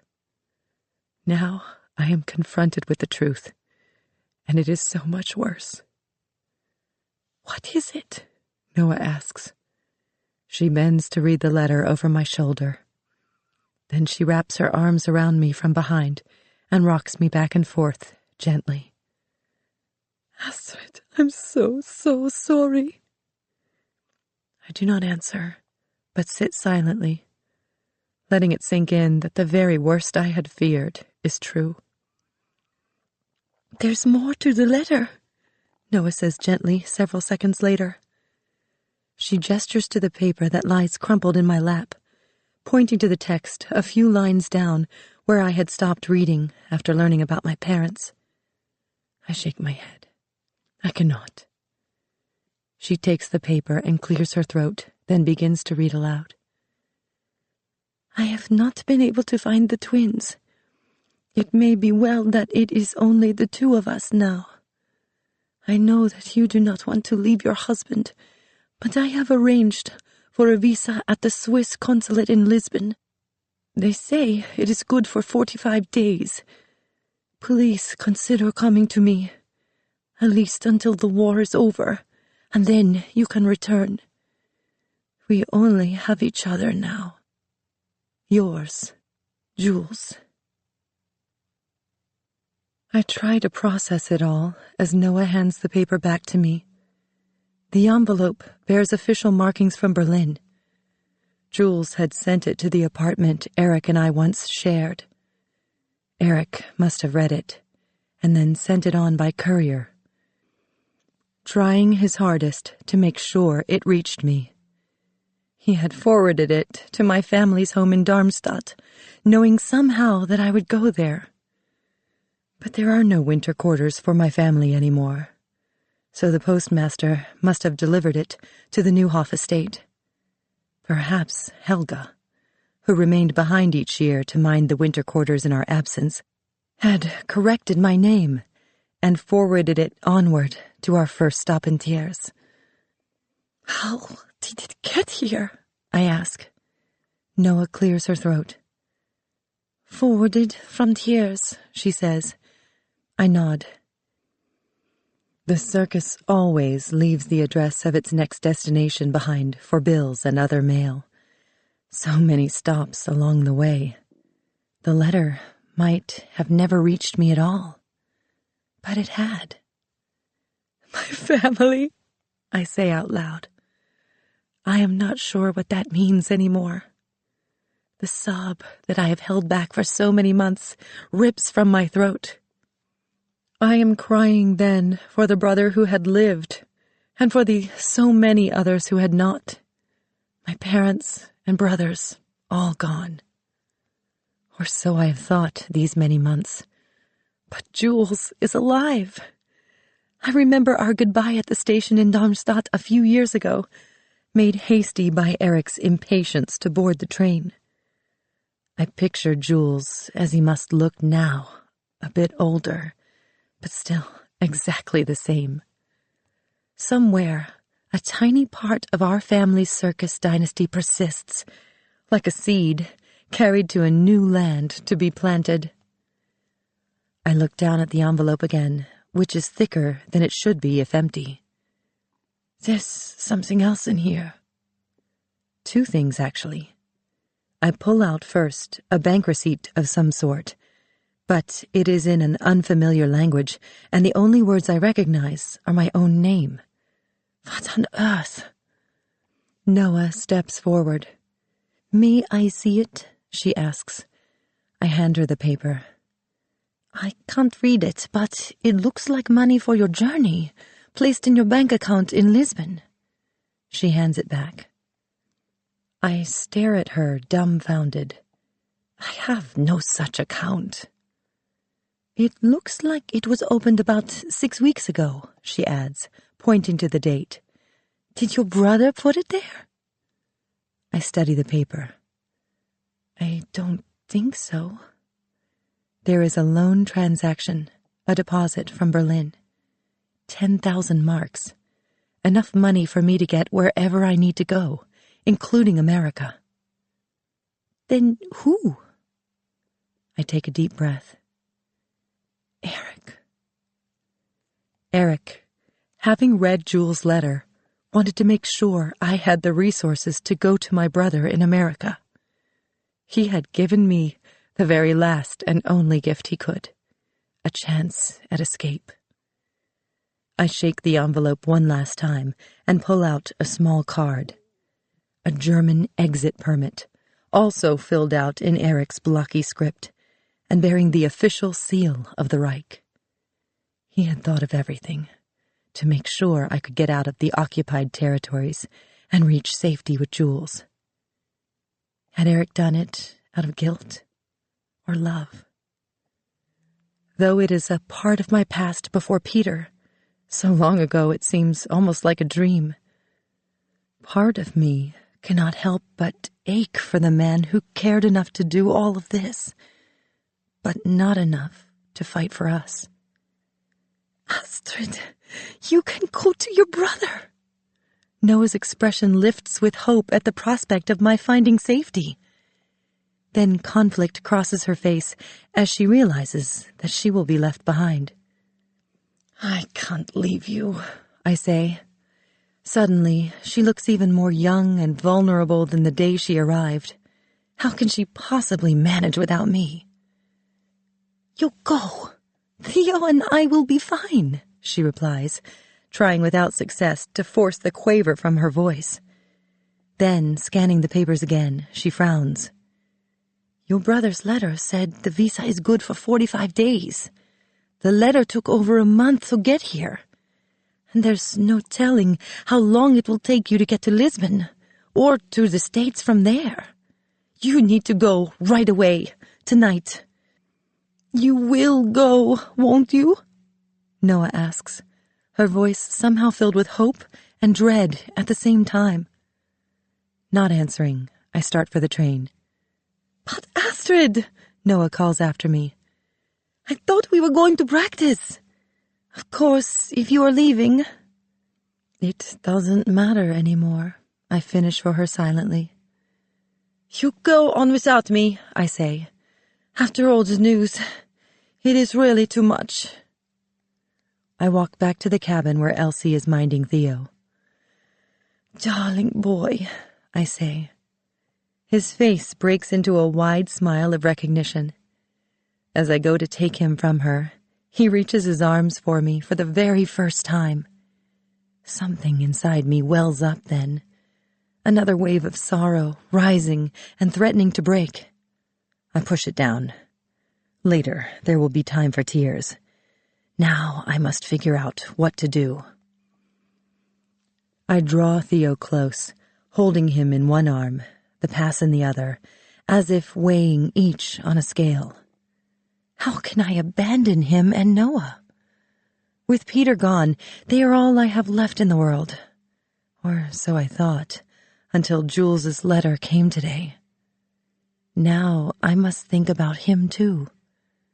I am the only family he has left. And he worked so very hard to get this visa to me, my one chance at safety. Letting it go to waste would be a crime.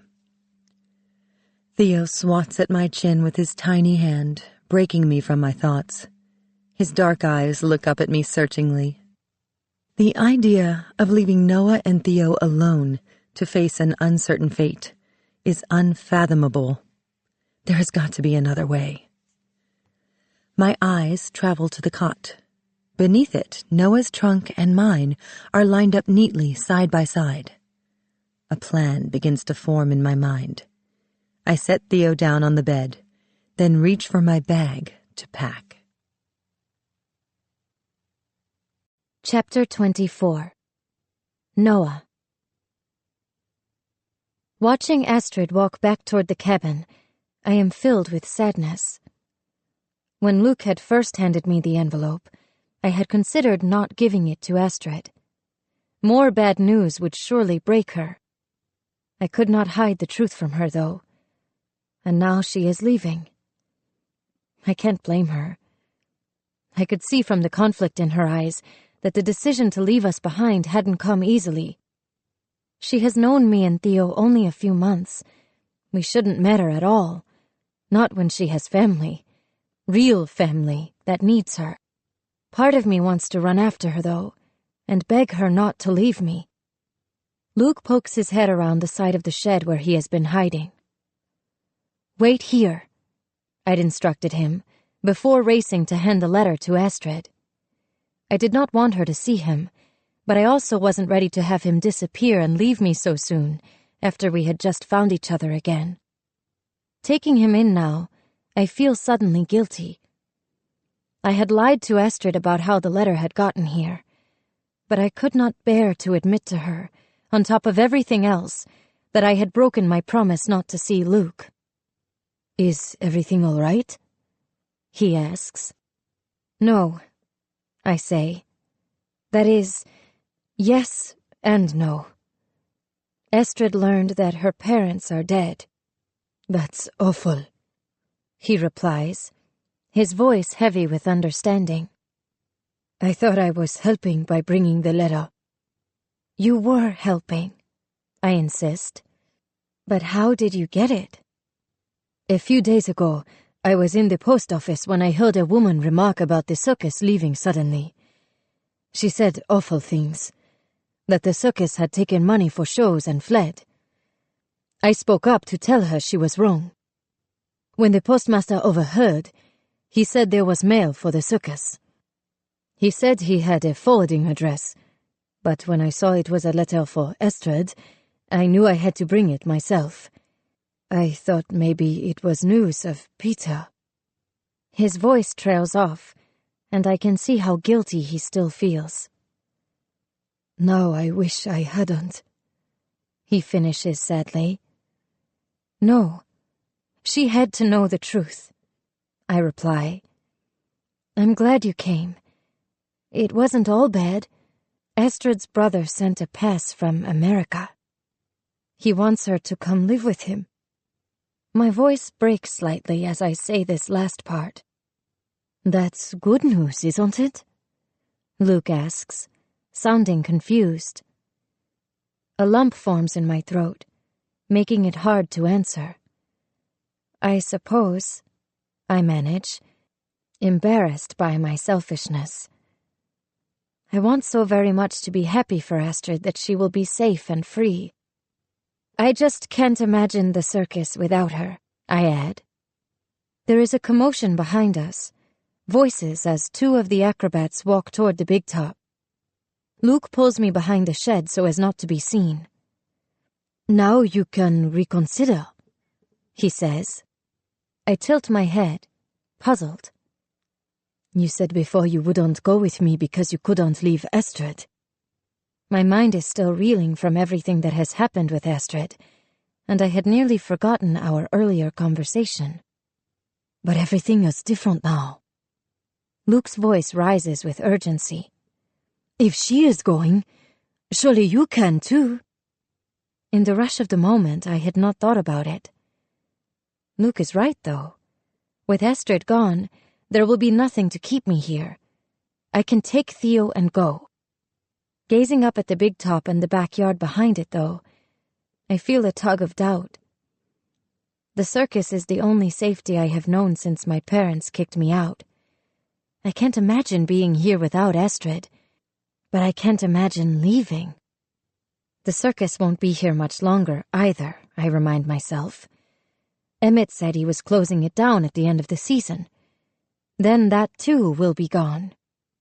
"Noah." Luke's voice is heavy with concern. "Once the police realize Astrid has left, there will be questions." There will be more than questions. Emmett will be furious at losing one of his star performers. "It won't be safe for you here anymore. You'll go with me now, won't you?" I gaze at him longingly, torn between the life I know with the circus and the possibility of a future with Luke. "Trust me," he pleads, his eyes round and full. I already do, a voice deep within me says. Something clicks in my mind, snaps into place. I'll do it. With Theo. I add quickly. Of course. Luke replies, as though that was never in doubt. Then conflict washes over his face. But how? If we go to the partisans, there will be no place for a child. I could never go without him, I insist. We'll find a way, Luke replies, taking my hand. All of us will stay together. His voice is certain. Theo is his as much as mine now. I throw my arms around his neck gratefully. So you'll go? His lips are on my cheek, then my neck. 1,000 small kisses of persuasion. Yes, yes, I cry. But a second later, I force myself to pull away. We are together in broad daylight, scarcely concealed by the budding trees. The reality sinks in. I will be leaving the circus with Luke. But before we can start a life together, I have to tell him everything. I can't go forward under the pretense of a lie. Luke, I have to go now, he says, not hearing me. I have the name of a resistance contact about 10 kilometers from here, who can tell me the best way for us to reach the maquis. He looks over his shoulder. I will be back for you before nightfall. Where can I find you? I ask. There's a ravine on the other side of the stone quarry, he replies, pointing. About 1 kilometer east. I'll meet you there at 9 o'clock. But the show will only be half over. I know, but we have to leave then to make it safely to the Vougeot forest before dawn. Can you manage it? I nod, and he kisses me and starts to go. Luke, wait. He turns back. I am desperate to tell him the truth, but his face looks so hopeful I cannot. I will see you at 9. He starts off, his step light. I want to call after him again, not ready to have him go. But soon he will be back, and next time I will go with him. As I turn back toward the big top, sadness tugs at me. It is all changing. I have only just found this place, the closest I have felt to home, and I am going, again. I can't help but wonder where it will all end, and where I will be when I can finally stop running at last. The sky is growing dusky pink as I near the dressing car to prepare for my final performance. I watch the other girls, putting on costumes and makeup as though it is any other show. I am relieved. They do not suspect anything. The difference is there, though, in the way Astrid puts on my rosin and wraps my wrists, the same as every night, but with so much more care. Feeling her warm, sure touch on my forearms, I am filled with sadness once more. We will both be going in our separate directions. There was no reason to expect that we would stay together. It's not as if we are really family.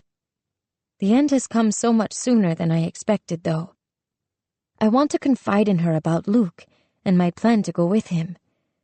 But she will never understand. I can't just leave and not tell her, though. Perhaps a note. The other girls have finished dressing now and are heading to the big top. But Astrid lingers. She pulls out a bag, softer than a suitcase, which I had not noticed before, tucked under one of the dressing tables. She rearranges something in the bag, which is small enough so as not to attract attention. The belongings she will take with her. The lump in my throat reforms and grows larger. You'll send word, of course, to let us know you are safe? I ask, my voice no more than a whisper. She does not answer, but nods slightly as she continues pressing down the clothes, trying to make a bit more room. Of course, I will not be here to receive her message. I will be gone, and she will not even know it. Impulsively, I reach to hug her, but she stiffens and holds me back. I flush, slapped by the rejection. What is it? I wonder if I have done something to anger her once more. I'm not going. What do you mean? Of course you are. For a second I wonder if she is joking, but her expression is serious, eyes somber. I prepare to remake all of the earlier arguments about how she cannot stay and how foolish it would be to waste a pass. You're going, I repeat. She shakes her head. You are. I stare at her in disbelief. I don't understand. Astrid is holding out the envelope that Luke had brought. You need the pass to take Theo and go. I do not reach for it, and her hand dangles in midair. You can't give that to me. You'll take my Kankata, she continues. The photo is not that good. If you dye your hair, keep your head low, no one will know you aren't me. And you will be able to take a child on the papers. You can't be serious. I step around her to the bag she has been packing, rummage through. Beneath a thin layer of her own clothes are Theo's cloth diapers and spare booties. She has been planning this all along. Then she holds out the pass to me once more. You must leave tonight, just before the show ends. There's a train station, not the one we arrived at, but another, about 15 kilometers south. You will take the train to Lisbon and get the pass at the consulate. She makes it all sound so straightforward, like going into town for bread. Then use Eric's money to buy a ticket. She continues on with her instructions, but I do not hear. Luke's face appears in my mind. I am supposed to be going with him, starting a life together. Noticing the hesitation on my face, she stops mid-sentence. What is it? She demands impatiently, as if I am questioning her judgment on an aerial routine. The pass is Astrid's one chance at survival, and she is willing to give it all up for me. I won't take it, I say. Staying here as a Jew is suicide. Exactly, which is why you need to take Theo and go. The pass is yours. You have to use it, I persist, standing up to her more than I ever have.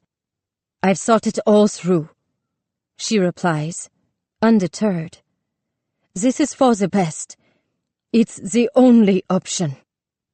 There's another way. I take a deep breath. Just take Theo. That way you will both be safe. The words scratch my throat like shards of glass. I could give her Theo, and then they would both be safe. But letting go of him would kill me. No. Theo belongs with you, Astrid insists.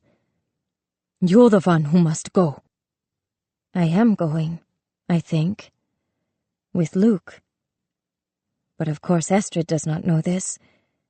She is willing to give everything for me, and I am still lying to her. Astrid, I say slowly, I am going. I don't understand, she says, her forehead nodding. You just said you won't take the pass, so how can you possibly leave? No, but Luke... I start. Him again? She cuts me off, eyes narrowing. The mayor's son. What does he have to do with anything? He's here, in Alsace. Storm clouds seem to form in her eyes.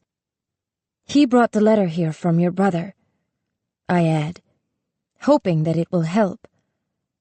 But I can tell from the fury in her eyes that it hasn't. You promised. No, swore to me that you wouldn't see him again, she flares. Yet you did, even after everything he cost me. I didn't mean to. I protest weakly. Then I stop, unwilling to lie again. I'm sorry I didn't tell you. Luke's going to the Maquis. I wonder if this will make her respect him more. But her anger does not seem to soften. Then good for him.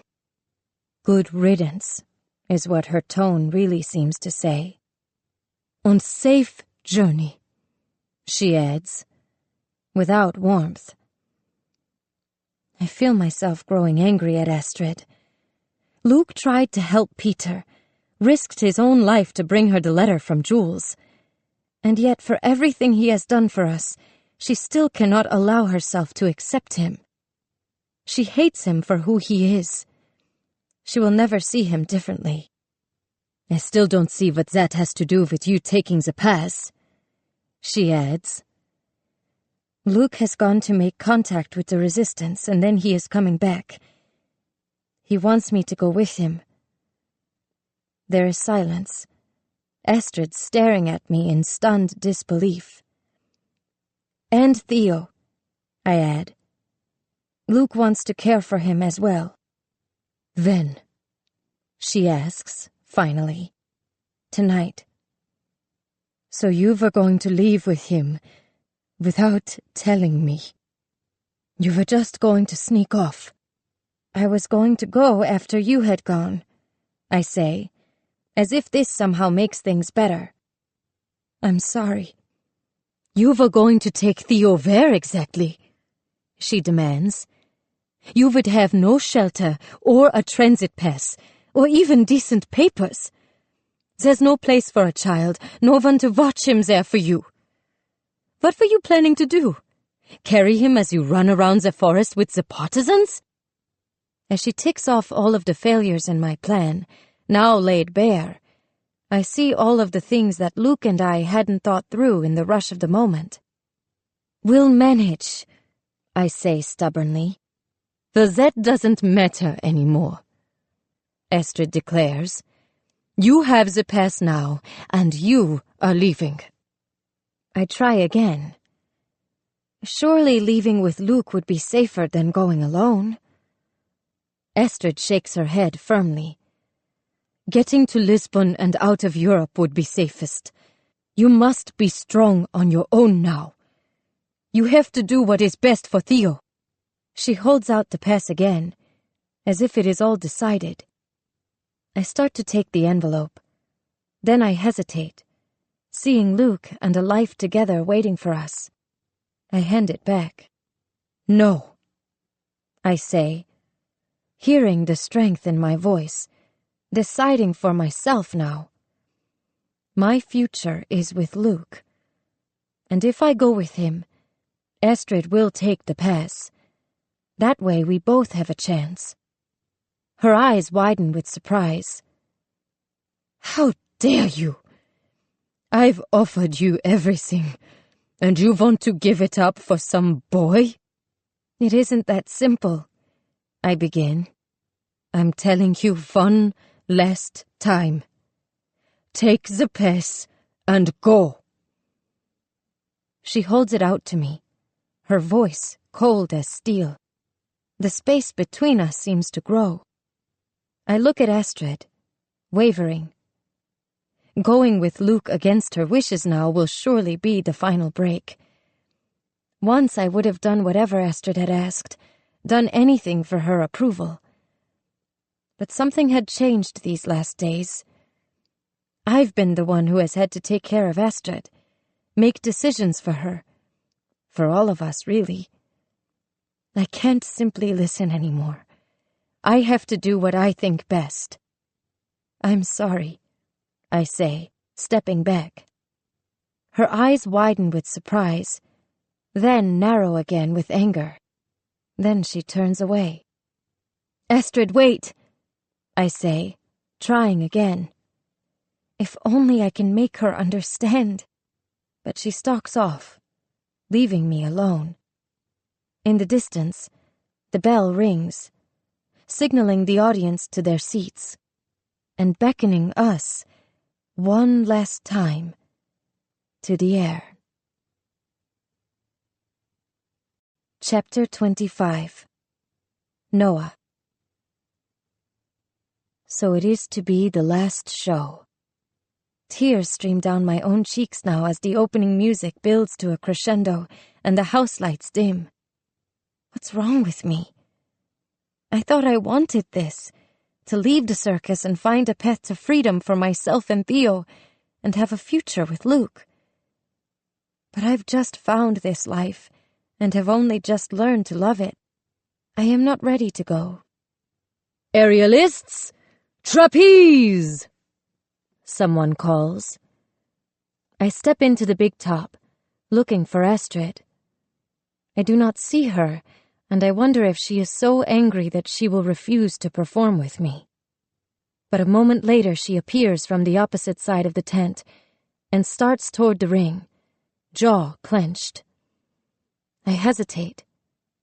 How can we perform as a team when she is furious with me? The audience waits in the darkness, though, expecting and unaware. There is no other choice. I climb the ladder opposite Astrid and grab the bar. Hup! She calls, voice seething. I fly through the air toward her. As I release, I see it. The rage, no, the hurt and betrayal in her eyes. Her hands do not reach for mine. She wants to miss, to fail me as I had her. Falling here would not be as it had been when we were in the winter quarters, or even the previous village. The net has been poorly erected, and the ground below is rock hard. If I fall here, I will die. I close my eyes as I start to plunge downward, away from her. Then something grabs my ankles hard. Astrid, saving me against her own will. But she is a beat too late, and has grabbed the thin part of my instep rather than my ankle, making it impossible for her to hang on. I am slipping through her fingers. Desperately, Astrid flings me in the direction of the bar for the return, with none of her usual precision. She throws me so hard that I somersault through the air. The audience cheers, mistaking near miss for a daring new feat. My arms find the bar. I swing back to the board and clamber up clumsily. As I straighten, I want to end the act there. This has already gone too far. But Astrid waits on the opposite platform, commanding me to finish what we have started. Hup! Before I can answer, there is a boom, followed by rumbling and a louder thud. We exchange nervous glances, the anger between us forgotten for a moment. Air raids are nothing new. They have come since the start of the war, first by the Germans to weaken countries they wanted to occupy, and more recently by the Allies on German territories. They come in crude, bold strokes, not caring who might be in the way. Since our return to Alsace, they have come almost daily. But this is the first time it has happened during the show. The tent has to be the biggest building outside town. Might it make a good target from the air? There comes another rumbling, closer this time. A few guests flee their seats for the exits as sawdust and plaster shake from the tent poles like snow. The big top offers no protection at all. Perhaps we should end the show and have everyone return home. My eyes lock with Astrid's. Keep performing, her gaze commands. We can't afford to start giving out the refunds that the crowds would surely demand if we canceled the rest of the show. My hands shake as I reach for the bar, and another explosion threatens to send me falling. But I clasp on tighter. One more pass is all that stands between me and freedom. Hup! I fly through the air, and Astrid catches me, then sends me back for a final time. Then it is over, and the audience offers a smattering of applause. Time to go at last. I make my way from the big top and cross the backyard to the cabin where Theo and Elsie, who is supposed to be watching him, both sleep. I change into street clothes before picking up the bag that Astrid had packed. I lift Theo, who stirs and watches me with drowsy eyes, onto my other hip. Time to go, I whisper to him, before starting from the cabin. As I cross the backyard, I spot Astrid once more. She waves me over. For a fleeting second, I hoped that our performing together might have softened her anger. But as I near, her eyes still burn. She snatches Theo from me. "This I shall miss," she says, clutching him to her breast. "Astrid." I search for the words to make things better between us, but find none. "Just go," she commands, as she passes Theo back to me. He gives a single cry of protest. "At least I will never have to see you again." Her words are like a knife, and as she turns and walks away, I know there will be no more goodbyes. I start after her. I can't bear to go with Astrid furious at me, but there is no choice. I told Luke I would meet him at 9 o'clock, just 15 minutes from now. I have to find him. From the tent comes the boom of the music. Emmett's voice warbles over the loudspeaker, so far short of what his father's had been. I look back with gratitude. The circus has been my haven, my safety and my home, in a way I had never expected. Even now, when it is broken and near the end, the circus is the truest family I know. Once I leave, what hope is there of ever feeling this way again? Then I square my shoulders as I start away with Theo. What will he remember of all this? I force myself not to linger as I pass the train cars. I run low so as not to be seen, taking care not to jostle Theo too hard. "Faster," I hear Astrid urge in my mind as I pick up speed, heading east in the direction Luke had said. I wish for the shelter of trees, but the earth here is barren and exposed. Someone might see us at any moment, ask why I am fleeing. I will myself to slow, walk normally as I struggle to catch my breath. As I start toward the quarry, and the laughter and applause of the crowd fade behind me, my doubts about leaving bubble once more. How can we possibly survive, the two of us with a child and nothing more? I push my misgivings aside. I want to go with Luke. I see the image of a life together that he promised. Despite my fears, there would be two of us, united in our struggle for our survival, and Theo's. Without him, I would be alone. Again. We are well away from the circus now, and the earth grows rocky, slopes sharply downward. I clutch Theo tightly, navigating the steep slope. The path I followed ends at what appears to be a pit of roughly cut stone. Luke said he would be there at intermission, waiting for me. But the quarry is empty. It is early, I tell myself, pushing down my unease. I search the brush that shoots out between the rocks at the far end of the quarry, wondering if he is hiding. The branches remain motionless, though, the air still. 5 minutes pass, then 10. Luke is still not here. A list of excuses runs through my mind. He got lost. He had to double back to make sure he wasn't followed. Maybe he had become ill. Theo, tired or perhaps hungry, begins to fuss. "Shh," I soothe, fishing in my pocket for a piece of cracker I'd left there earlier. Just a little longer. I look over the edge of the quarry pit, across the flat, empty field. Dread forms and sinks heavy in my stomach.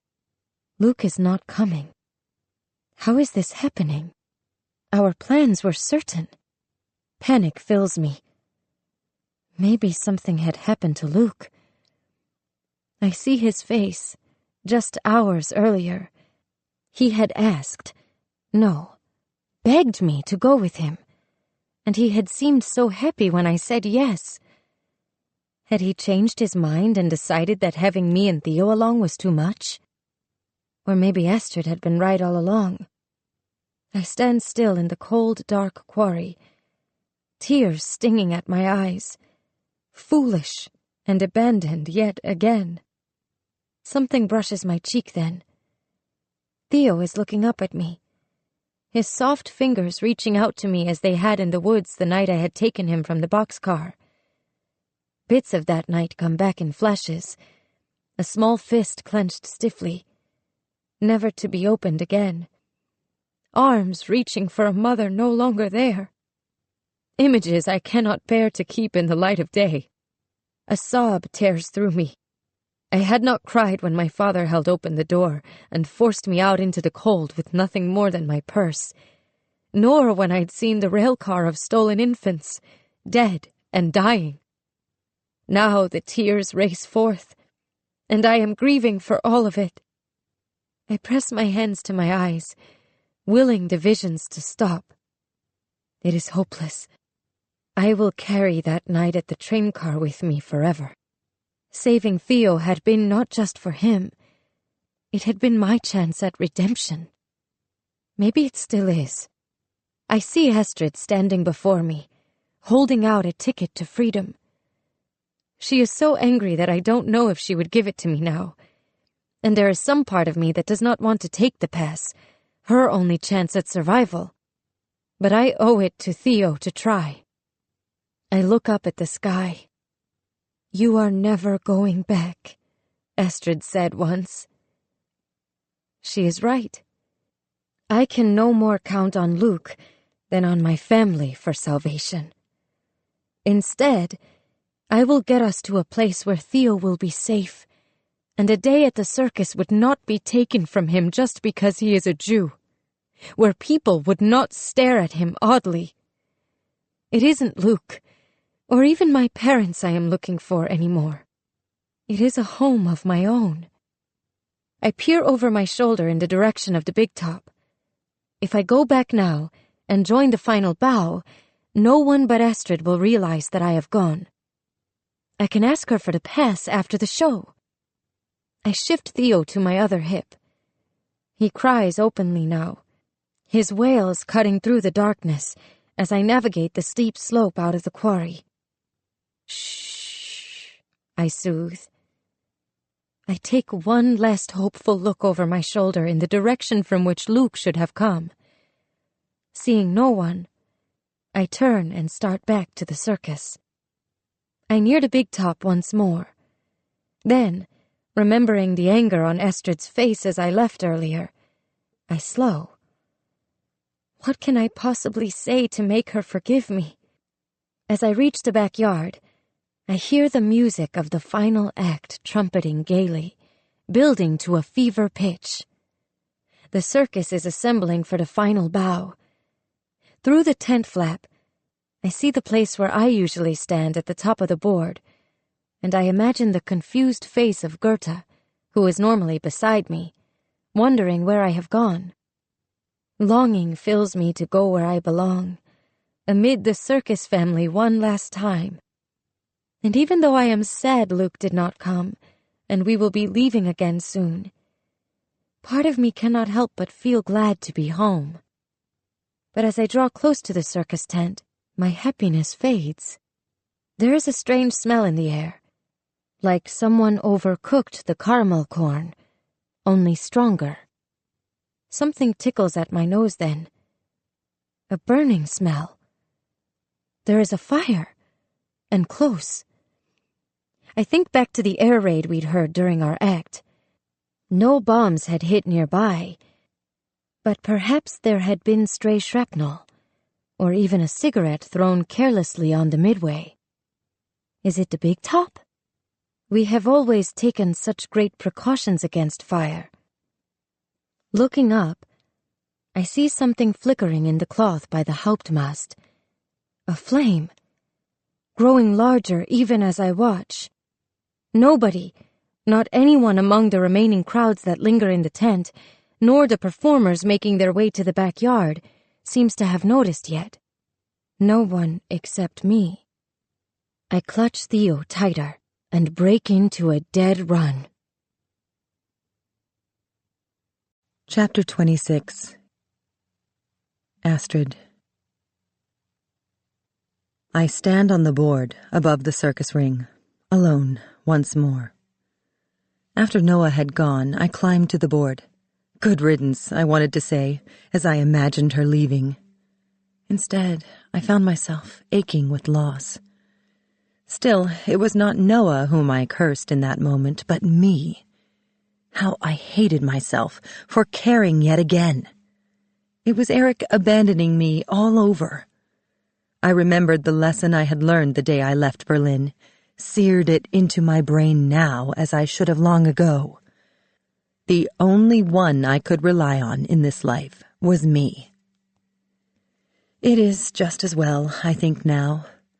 With Noah leaving, I am free to use the past to go to my brother. After the final bow, I will slip away before anyone notices. Pushing thoughts of Noah and Theo aside, I instead focus on Jules, who is waiting for me. My cue comes in the music, and I unfasten the ropes from their moorings.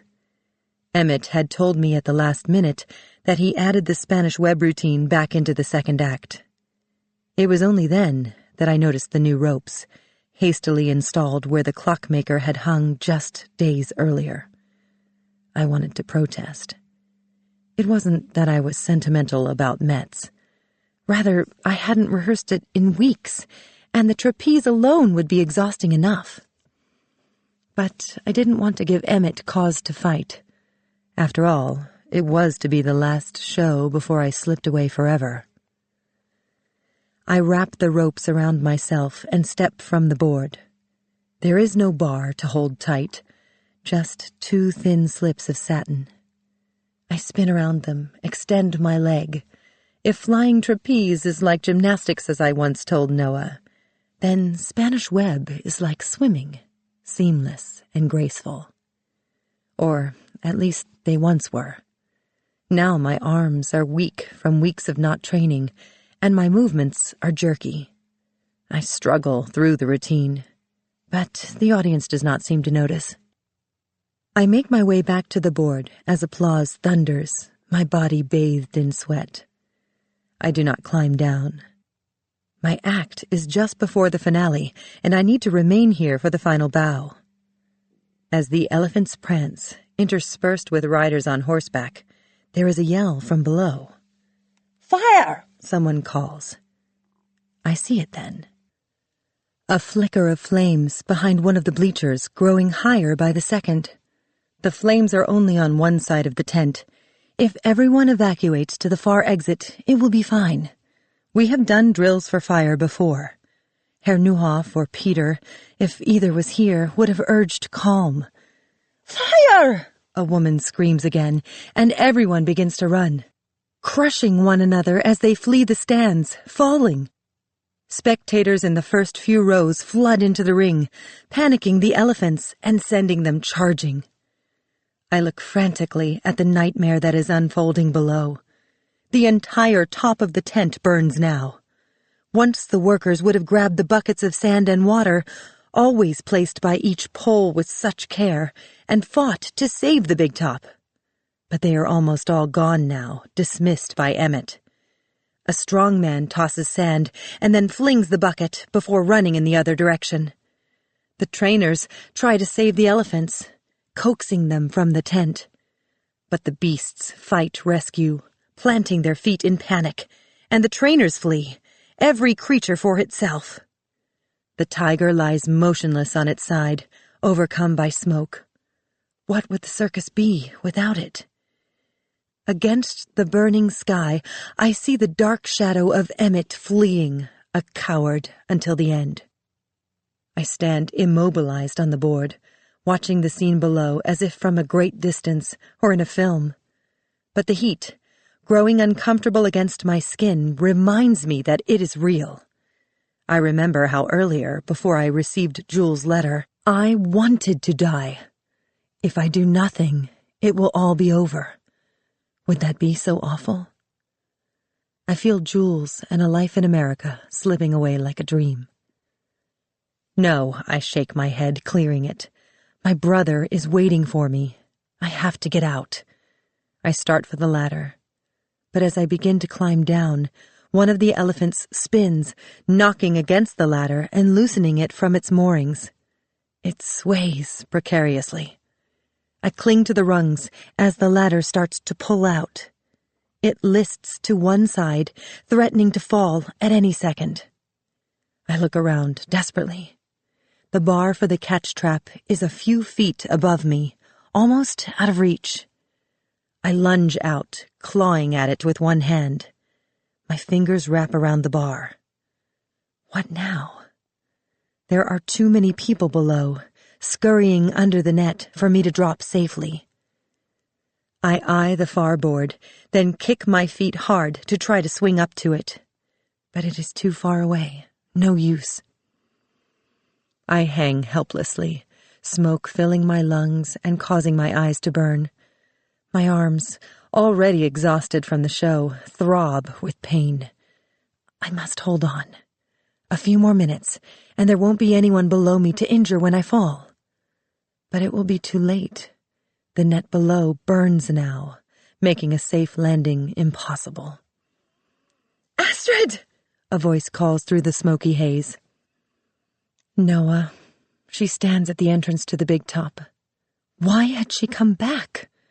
She starts toward me with wide, desperate eyes. "Astrid, hold on!" She looks down at Theo, who squirms in her arms, then up to me, uncertain what to do. I see her hold out Theo to one of the dancers, begging her to take him outside, away from the smoke and searing heat. But the dancer panics and flees, leaving the child behind. Noah starts toward the far ladder, still holding Theo. "Get out!" I cry. What is she thinking, risking the child and herself like that? But she continues climbing. At the top, she sets Theo down as far back as she possibly can, so he will not roll off, and secures the edge of his blanket to the board. Then she grabs the bar and leaps, looking out of place in her street clothes. "Astrid, reach for me," she calls as she swings close. I do not let go. She has never caught in her life. She cannot possibly manage it. "Astrid, we have to get out." Noah saving me is the last thing I want right now. "Peter would want you to fight," she adds. "Don't give up like this." "Peter is gone," I say numbly. "I know, but we're here. And if you don't let go, we will all die, even Theo. Astrid, you have to let go." Her words, an echo of mine to her when she first came to the show, are true. Desperately, I spin and wrap my legs around the bar, stretching my arms toward her. I give a swing and reach out to her. She misses, and I try again. Our hands lock, and a look of triumph forms in her eyes. "I've got you," she says. But I do not return the smile. This changes nothing. "Just get us back," I order. But how? She cannot possibly swing me back to the perch. "There," I say, pointing to a corner of the net close to the ladder where there is no fire. "Throw me in that direction." "You want me to drop you?" Her eyes are wide with disbelief. "There's no other choice. Aim for the corner and fling hard." She looks down uncertainly. "You have to do it now." In another few minutes, the rest of the net will be in flames, my one chance at escape gone. "You have to let go." She takes a deep breath and kicks her legs to gain momentum and swing us closer in that direction. I hold my breath. Noah has never been a catcher or thrown anyone in her entire life.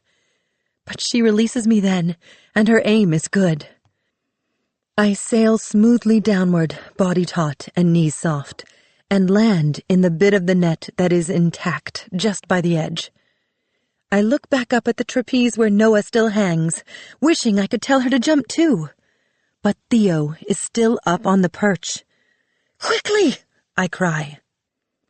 She swings herself back higher, desperate to reach the board. She slips, nearly falling. But her fingers grasp the edge, and she pulls herself up onto it. Noah picks up Theo and starts down the ladder.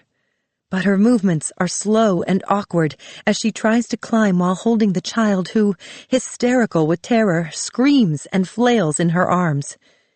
"Here!" I cry, racing to the bottom of the ladder.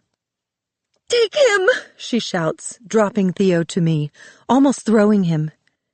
He lands in my arms with a solid thump, bawling louder. I cover Theo's nose and mouth. I have to get him out of here.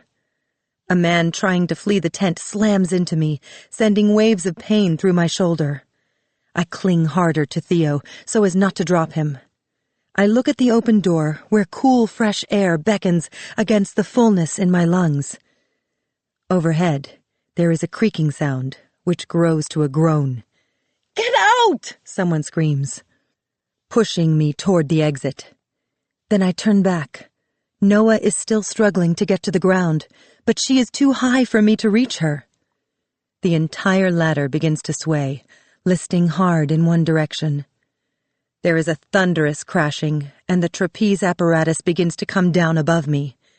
The chapiteau has been weakened by the flames, and the whole thing is starting to collapse. I slip through the tent flap, clutching Theo. With a deafening crash, the big top falls, raining fire down, and Noah disappears from sight. Chapter 27. Noah. Theo is missing. I reach for him frantically in the darkness, but my arms close around nothing, as they had that night I tried to reach him on the roof of the rail station. He is gone. "Theo!" I cry over and over. There is no response. "Here he is." Astrid. She sounds so far away. I try to open my eyes, but glass shards grind at my face, and I can manage only a slit. Enough to see Theo, whom she has placed on top of me. He is here, but I cannot feel him through the searing pain, worse than 1,000 bee stings. I am lying on the ground, some 15 feet from the big top. How had I gotten here? In the distance, what is left of the chapiteau smolders, reduced to a pile of charred canvas and broken poles. The fire brigade, too late, waters the wreckage so it does not spark and catch fire to the parched nearby forest. I reach for Theo, but Astrid presses me back down gently. "No," I manage hoarsely. "I must." She moves him higher on my chest without letting go. "Is he all right?" "Perfectly fine," she assures me. I search the child to see if the smoke had harmed his tiny lungs. He gives one cough, a protest. His coloring is good, though, his eyes bright. Then I lie back, unable to hold my head up any longer. "Rest," Astrid urges, and as she pulls Theo back, I can see there are burn marks on her arms. "What happened?" I ask. She hesitates, as if not wanting to tell me. "I'm not a child, remember? No more hiding the truth." "The tent collapsed on top of you," she answers quietly. I relive the moment in my mind, feel her pulling me from the fiery wreckage falling upon me and crushing me to the earth. "I can't feel my legs," I say, gasping for air. There is a sharp pain as I breathe inward, Then a spasm of coughs shoots daggers through me. Astrid wipes my mouth with her sleeve, and when she pulls back, it is stained with red. Panic crosses her face, and she looks around desperately. "Medic!" she cries. And I can tell from her cracked voice that it is not the first time she has tried to get me help. But no one answers or comes to our aid. It is only us now. "Help will be here soon," Astrid promises. In the distance, I hear the whir of a siren. The police will be here soon, too. There will be questions, an investigation. The pass, I remember. Astrid is supposed to be leaving right now. After tonight, it will be useless. You have to go. She waves her hand, as though swatting a fly. I won't leave you. A few minutes earlier, she wanted me gone. But she is not angry anymore. At last, she has forgiven me. She knows all of my secrets now, and has not turned away, which is the one thing I wanted all along. Relief rises over my pain. You have to go. I raise my hand and touch Theo. Take him. The words hurt my throat. But Astrid begins to protest. Now, I add, or it will be too late. I lie back weakly. You can still go, she presses, unwilling to see the truth before her. I'll give the pass to you like I said earlier. You can leave with Theo, and the two of you can be together. Her voice is so earnest that for a second I almost believe it. No, I say, as reality crashes down on me once more. My dream of escaping to freedom with Theo has been destroyed. I cough again, wheezing for air. I'm going to find help, Astrid says again, starting to rise. Stay with me. I use my last bit of energy to catch her hand. I'm not going to make it. She shakes her head, but at the same time, she is unable to deny the truth before her. I can't leave you behind, she says, still fighting. What choice do we have? The circus is gone. The fire has undone what war could not. You have to take Theo. You're his only hope. Theo squirms on my lap, as if recognizing his own name for the first time. I run my hand over the softness of his head, and in that moment, I see before me the man whom he will grow to be. He will not know me. Tears flow from my eyes, burning the raw flesh of my cheeks. Like his birth parents, I will fade from his memory forever. Someday you'll have to let him go. Astrid's words, spoken on the night of the first show, come back to me as clearly as though she is saying them now, though her lips do not move at all, like one of Drina's predictions come true. You did it, she says through her tears. You became an aerialist. And in that moment, I have everything. Almost everything. Luke, I say. Though he failed me, I cannot help but think of him. Pain shoots through me as I remember Luke's betrayal. You were right about him. I tried to go meet him like we planned, but he never came. He didn't care for me at all. No, that can't be right, Astrid protests. He came all this way for you. It doesn't make sense. I'm sure he had a reason. If you want, I will try to find Luke for you, she offers instead. Find out why he couldn't meet you, and tell him what happened. We both know that's impossible. He has disappeared, and she has no way of finding him. but I love her for offering.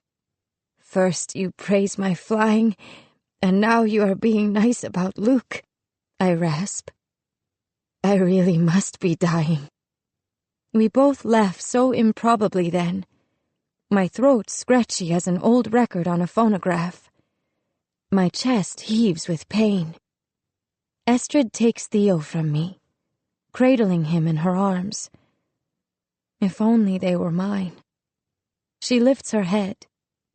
There is a kind of clarity to her now, and in the shine of her eyes, I see the many siblings of the great circus family that had gone before her. A few hours earlier, I was not sure she could survive herself. How will she flee and care for Theo? But she seems stronger than she had been since losing Peter. And with Theo, she will not be alone. He looks at me as she rocks him gently, not understanding. Go now, before it is too late, I manage, using the last bit of strength I have left. Estrid does not protest, but kisses my cheek, then lowers Theo to do the same. They need to leave now while no one is watching. I close my eyes, knowing that she will not go while I am still here.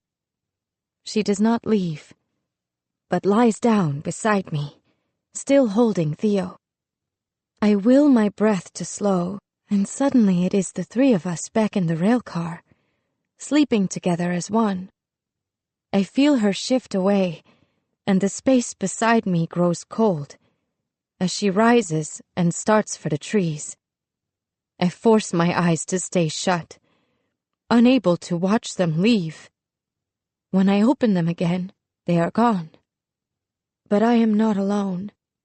The sky has cleared, and as I look up at the field of stars, not quite yellow, I see faces. First, Peter, looking down on Estrid, watching over her. I did it. I had saved her, though not at all in the way he had planned. Then farther in the distance of the night sky, I see Luke. I will never know why he did not meet me, but I forgive him. Wait for me, my love. I am coming. And finally, I see Herr Neuhoff. In the end, after the performers had taken their final bows and slipped from the stage, he stands as he had started, alone in the spotlight. He sweeps the crowd with his gaze, gives that tip of his head, an invitation and a farewell. And then, darkness. Epilogue. Astrid. Paris. I was never the one who was supposed to make it. My eyes clear. I am still standing before the boxcar in the museum exhibit, staring at the empty berth. I can almost feel Noah lying beside me, cheek warm against mine, as our breaths rise and fall in unison. It was still dark when Noah's porcelain eyes closed for that last time. I had seen broken bodies before, the clockmaker, and even once a trainer gored by a tiger. But Noah was beyond all of that. The heavy poles that had crashed down upon her had crushed her legs and likely broken her back. She could have just fled when the fire broke out. She had come back to save me, though, and it had cost her everything. I brush at my eyes now, remembering. Though I'd had many brothers, she was so much closer, the sister I never had. I'd been ready to give up my freedom for her. Of course, that was out of the question with her injuries. Looking down at her piteous face and helpless, broken body, I could not bear to leave her. I was Theo's only hope for survival, though. So I waited until Noah's eyes had closed for the last time, and then I set out across the barren field, Theo tucked firmly against me. I stood straighter, truly on my own for the first time. Providence seemed to smile on Theo and me during our escape, as if saying we had already suffered enough. We'd made it to Lisbon mostly by train, then on foot into the city itself. There, the visa my brother had arranged was waiting at the consulate. Though the city was teeming with refugees desperate to flee, the money Eric had deposited was enough to buy us a place on board a steamer. Little breaks of luck, when before there had been so few. Perhaps it was more than I deserved. A few weeks after our ship reached New York, we received word that the Allies had landed and were headed toward Paris. The end of the war, though not here yet, was in sight. I was flooded with doubt. Maybe leaving Europe had been a mistake. We might have been safe. But there was no going back. I never flew again after the night of the fire. We found a life outside Tampa, where my brother Jules ran a carnival. I worked hard, selling tickets and concessions. Returning to the trapeze was more than Jules or I could have borne. At first, I feared life without performing would prove stifling and strange, as it had with Eric. But on my own, I was free. Only now I have come back. I clear the memories from my mind and gaze up at the circus exhibit, celebrating the acts and spectacles of that bygone era. Of course, the exhibit makes no mention of the circus's greatest feat, saving lives. There is a lone photo of Peter, resplendent in his clown costume. Behind the white makeup are the dark, sad eyes that only I knew. A note beneath his picture reads, "Killed in Auschwitz in 1945. That is not quite the truth. Peter, I discovered from the Yad Vashem archives decades earlier, had been sentenced by a Nazi tribunal at Auschwitz to die before a firing squad. The morning the guards had come for him, they had discovered that he had hung himself in his cell.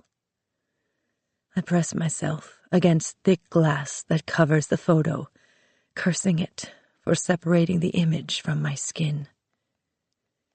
And what of Eric? For some time I had not been able to learn his fate. I wondered if he had died in combat or perhaps escaped to South America like that Nazi butcher Josef Mengele and the other bastards who were never brought to justice. Then, about 3 years after the war ended, I received a letter from a law firm in Bonn that found me through the bank account in Lisbon, informing me that Eric had left me a small inheritance. It was only then that I learned he had been killed when the apartment building on Rochstrasse had been hit by a mortar shell. The building had been bombed on April 7, 1944, just days after he forwarded Jules's letter on to me. The air raid had come in the pre-dawn hours when everyone who lived there was still asleep. I would have been in bed too, and surely killed, had Eric not cast me out. I donated the money he left me to the Joint Distribution Committee. I never married again. I had healed once after Eric, but losing Peter was simply too much. 2 heartbreaks, such as the ones I had known, were enough for any lifetime. Noah's face appears in my mind. There is no photo of her in the exhibit, other than a piece of her face visible behind one of the acrobats in a photo of the full circus taking its final bow. She had performed so briefly, an unnamed footnote in the centuries of circus history. But I see her, young and beautiful on the trapeze, experiencing the wonder of flying for the first time. She had known heartbreak too, in a lifetime a fraction as long as mine. I had always wondered about Luke. Why hadn't he shown up to meet Noah that last night? Though I had disliked him, he seemed to genuinely care for her. What had stopped him from coming for her? It is this question that in large part brought me here. That, and an idea of where I might find the answer once I had realized the railcar pictured in the Times was one and the same. I stare at the carriage once more, eyes focused on the belly box below the rear of the car. Noah and Luke had left messages for one another there, thinking that no one else knew. I had seen them, though, exchanging confidences there like a childhood game of post office. Fools. If someone else had found out, they would have jeopardized us all. But I waited, let her have her fun, watching carefully to make sure no one else had seen. When I read the article in the paper about the circus exhibit, glimpsed the train car that was so improbably ours, I thought it was possible that the boy had left a message for Noah there, explaining. Only now I found the belly box empty. I lean against the side of the train car, pressing my head flat against the worn wood. Like holding up a shell to hear the sea, voices echo that are no longer there. Then I take a few steps farther along the exhibit. There is an oil painting I have never seen before of a young woman on a trapeze. I gasp. The pale, slim figure is undoubtedly Noah. The sequined costume, one of my own that I had given her. Where had it come from? If someone had painted her portrait while she was at the circus, surely I would have known. I move closer and squint at the small plaque beneath the painting. Oil painting found in the possession of an unidentified young man who was killed when the Germans bombed a resistance stronghold near Strasbourg in May 1944. His connection to the circus and the subject of his painting are unknown. I freeze, my blood running cold. Noah had told me once that Luke wanted to be a painter. I had not known he was so talented. The image had been rendered with great skill, the artist having the clearest of affection for its subject. Taking in Luke's work, I am certain now that he would not have abandoned Noah. She had told me, too, that he planned to join the Maquis, and that he had gone to a resistance location not far from the fairgrounds. I hear then the bombs that rained down the night of our last performance, and know then why he had not come for her. Noah and Luke had died the same night, just miles apart, neither knowing. Tears fill my eyes and run over. I stare at the painting of Noah, which has been encased in glass to protect it from age and wear. He didn't leave you after all, I whisper. In the reflection of the glass behind me, something moves. A woman stands there behind me, with hair a dome of white. Noah, I think, even as I know it is impossible. I spin toward the image, fantasizing that she is here, and I can ask forgiveness for all I have done. Mom? I turn. Petra, my beautiful girl. There she stands, the child whom I was supposed to have lost all those years ago. I raise my hand to my stomach, feeling as I have so many times over the years the blow that almost took her from me. My miracle. Now, how did I know that I would find you here?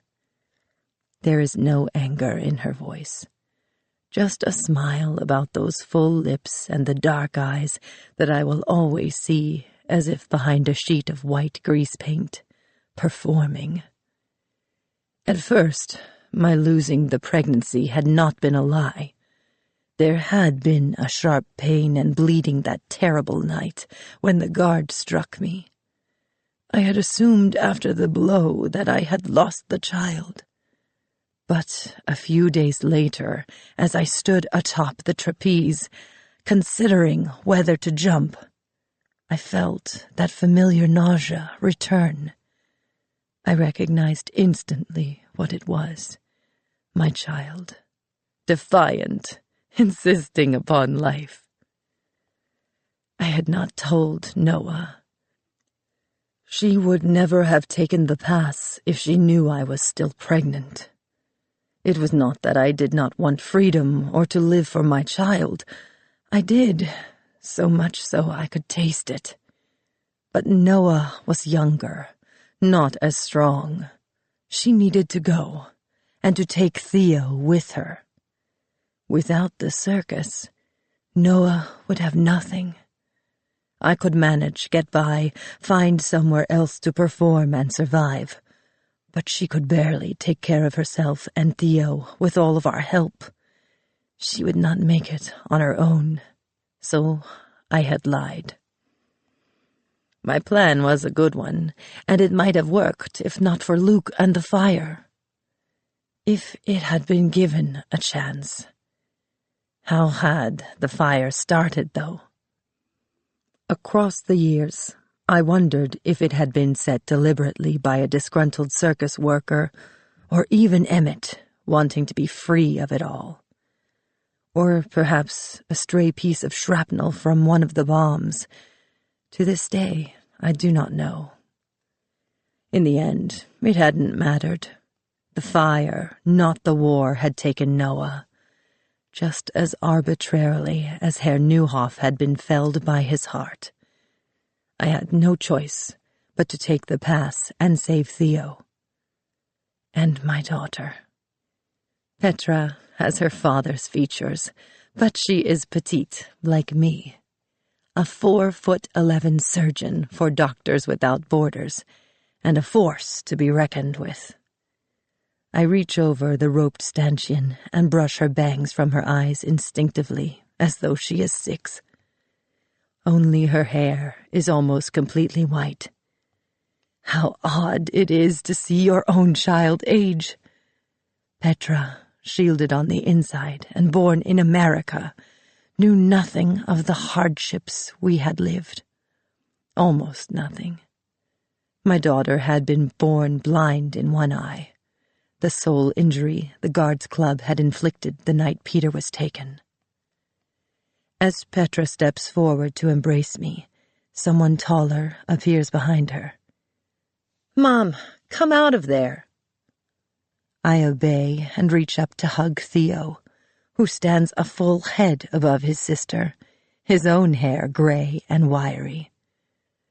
Though they are not blood siblings, their features look remarkably the same. "You also came?"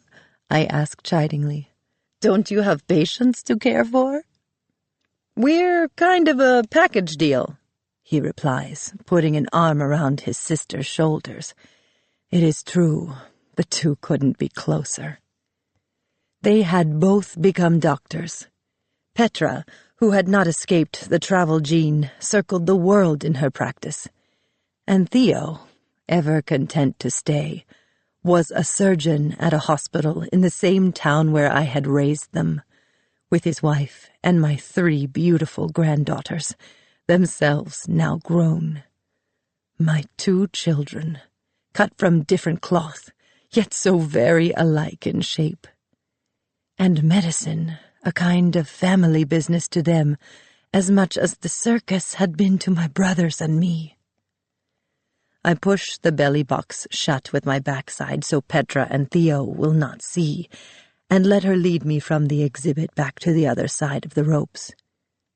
"How did you get here so quickly?" I ask Theo. "I only left New York 2 days ago." "It was dumb luck that I was at a conference in Brussels when I got the call from the nursing home," he replies. I phoned Petra, and she flew in from Belgrade. Petra spent most of her time in Eastern Europe helping refugees. She had been drawn, it seems, back to this part of the world from which we had worked so hard to escape. I look at my children adoringly. In their faces, I can see the past as surely as Drina once read the future. Peter is so readily visible in our daughter.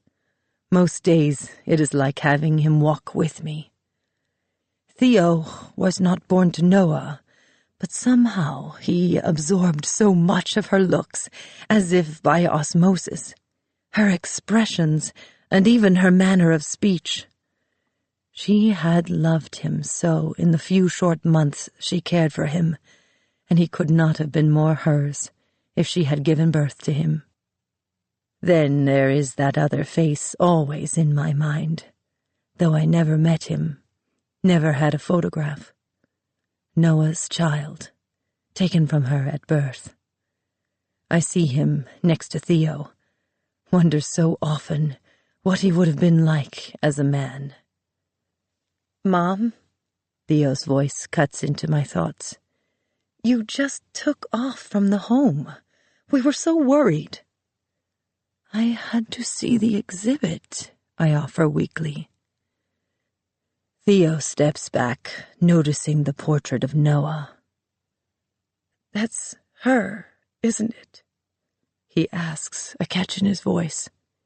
He and Petra both know about Noah. I told my children when they were old enough the truth about Noah, and the way she had saved Theo. But the details of how she had come to be with the circus and the other sibling who might be out there still, well, some things are better left unsaid. I nod. "She was beautiful." "Beautiful," I repeat. "In more ways than you will ever know, I think. It was painted by a young man she met while she was with the circus. She only knew him a short while, but they loved each other very much. I never knew what became of him until now." We stare at the picture for several seconds without speaking. "Are you ready to go now?" Petra asks gently. "No," I reply firmly. "I'm not ready to leave."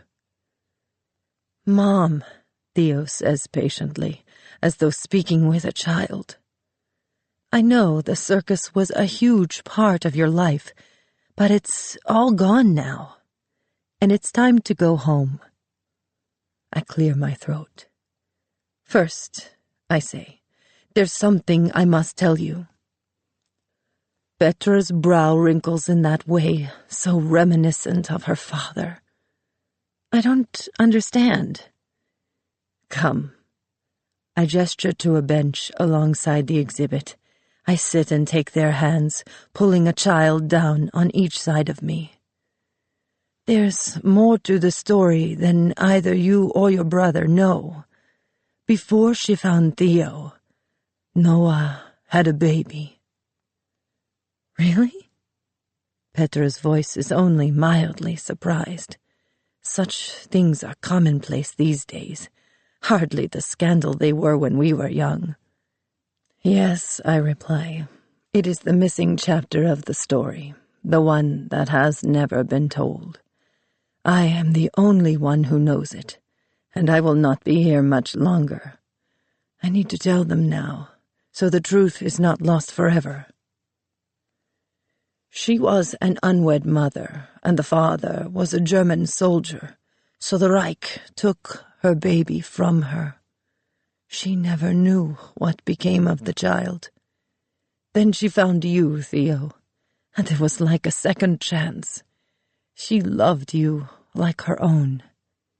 I add quickly, patting his hand.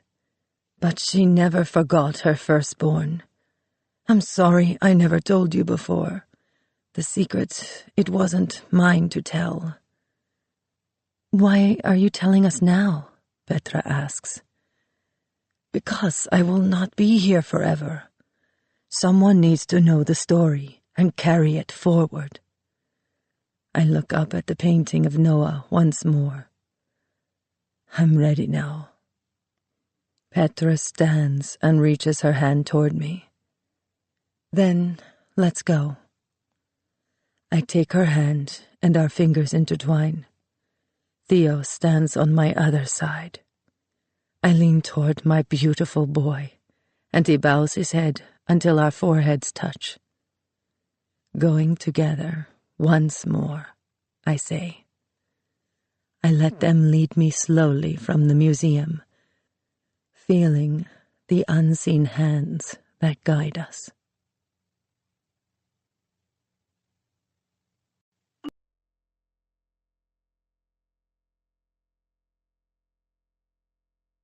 We hope you have enjoyed this unabridged production of The Orphan's Tale by Pam Jenoff. This program was produced by Dion Audio Services. Executive producer, Suzanne Mitchell. Text copyright 2017 by Pam Jenoff. Production copyright 2017 by Harlequin Enterprises Limited. Used under license with Harlequin Books, S.A. All rights reserved. Thank you for listening.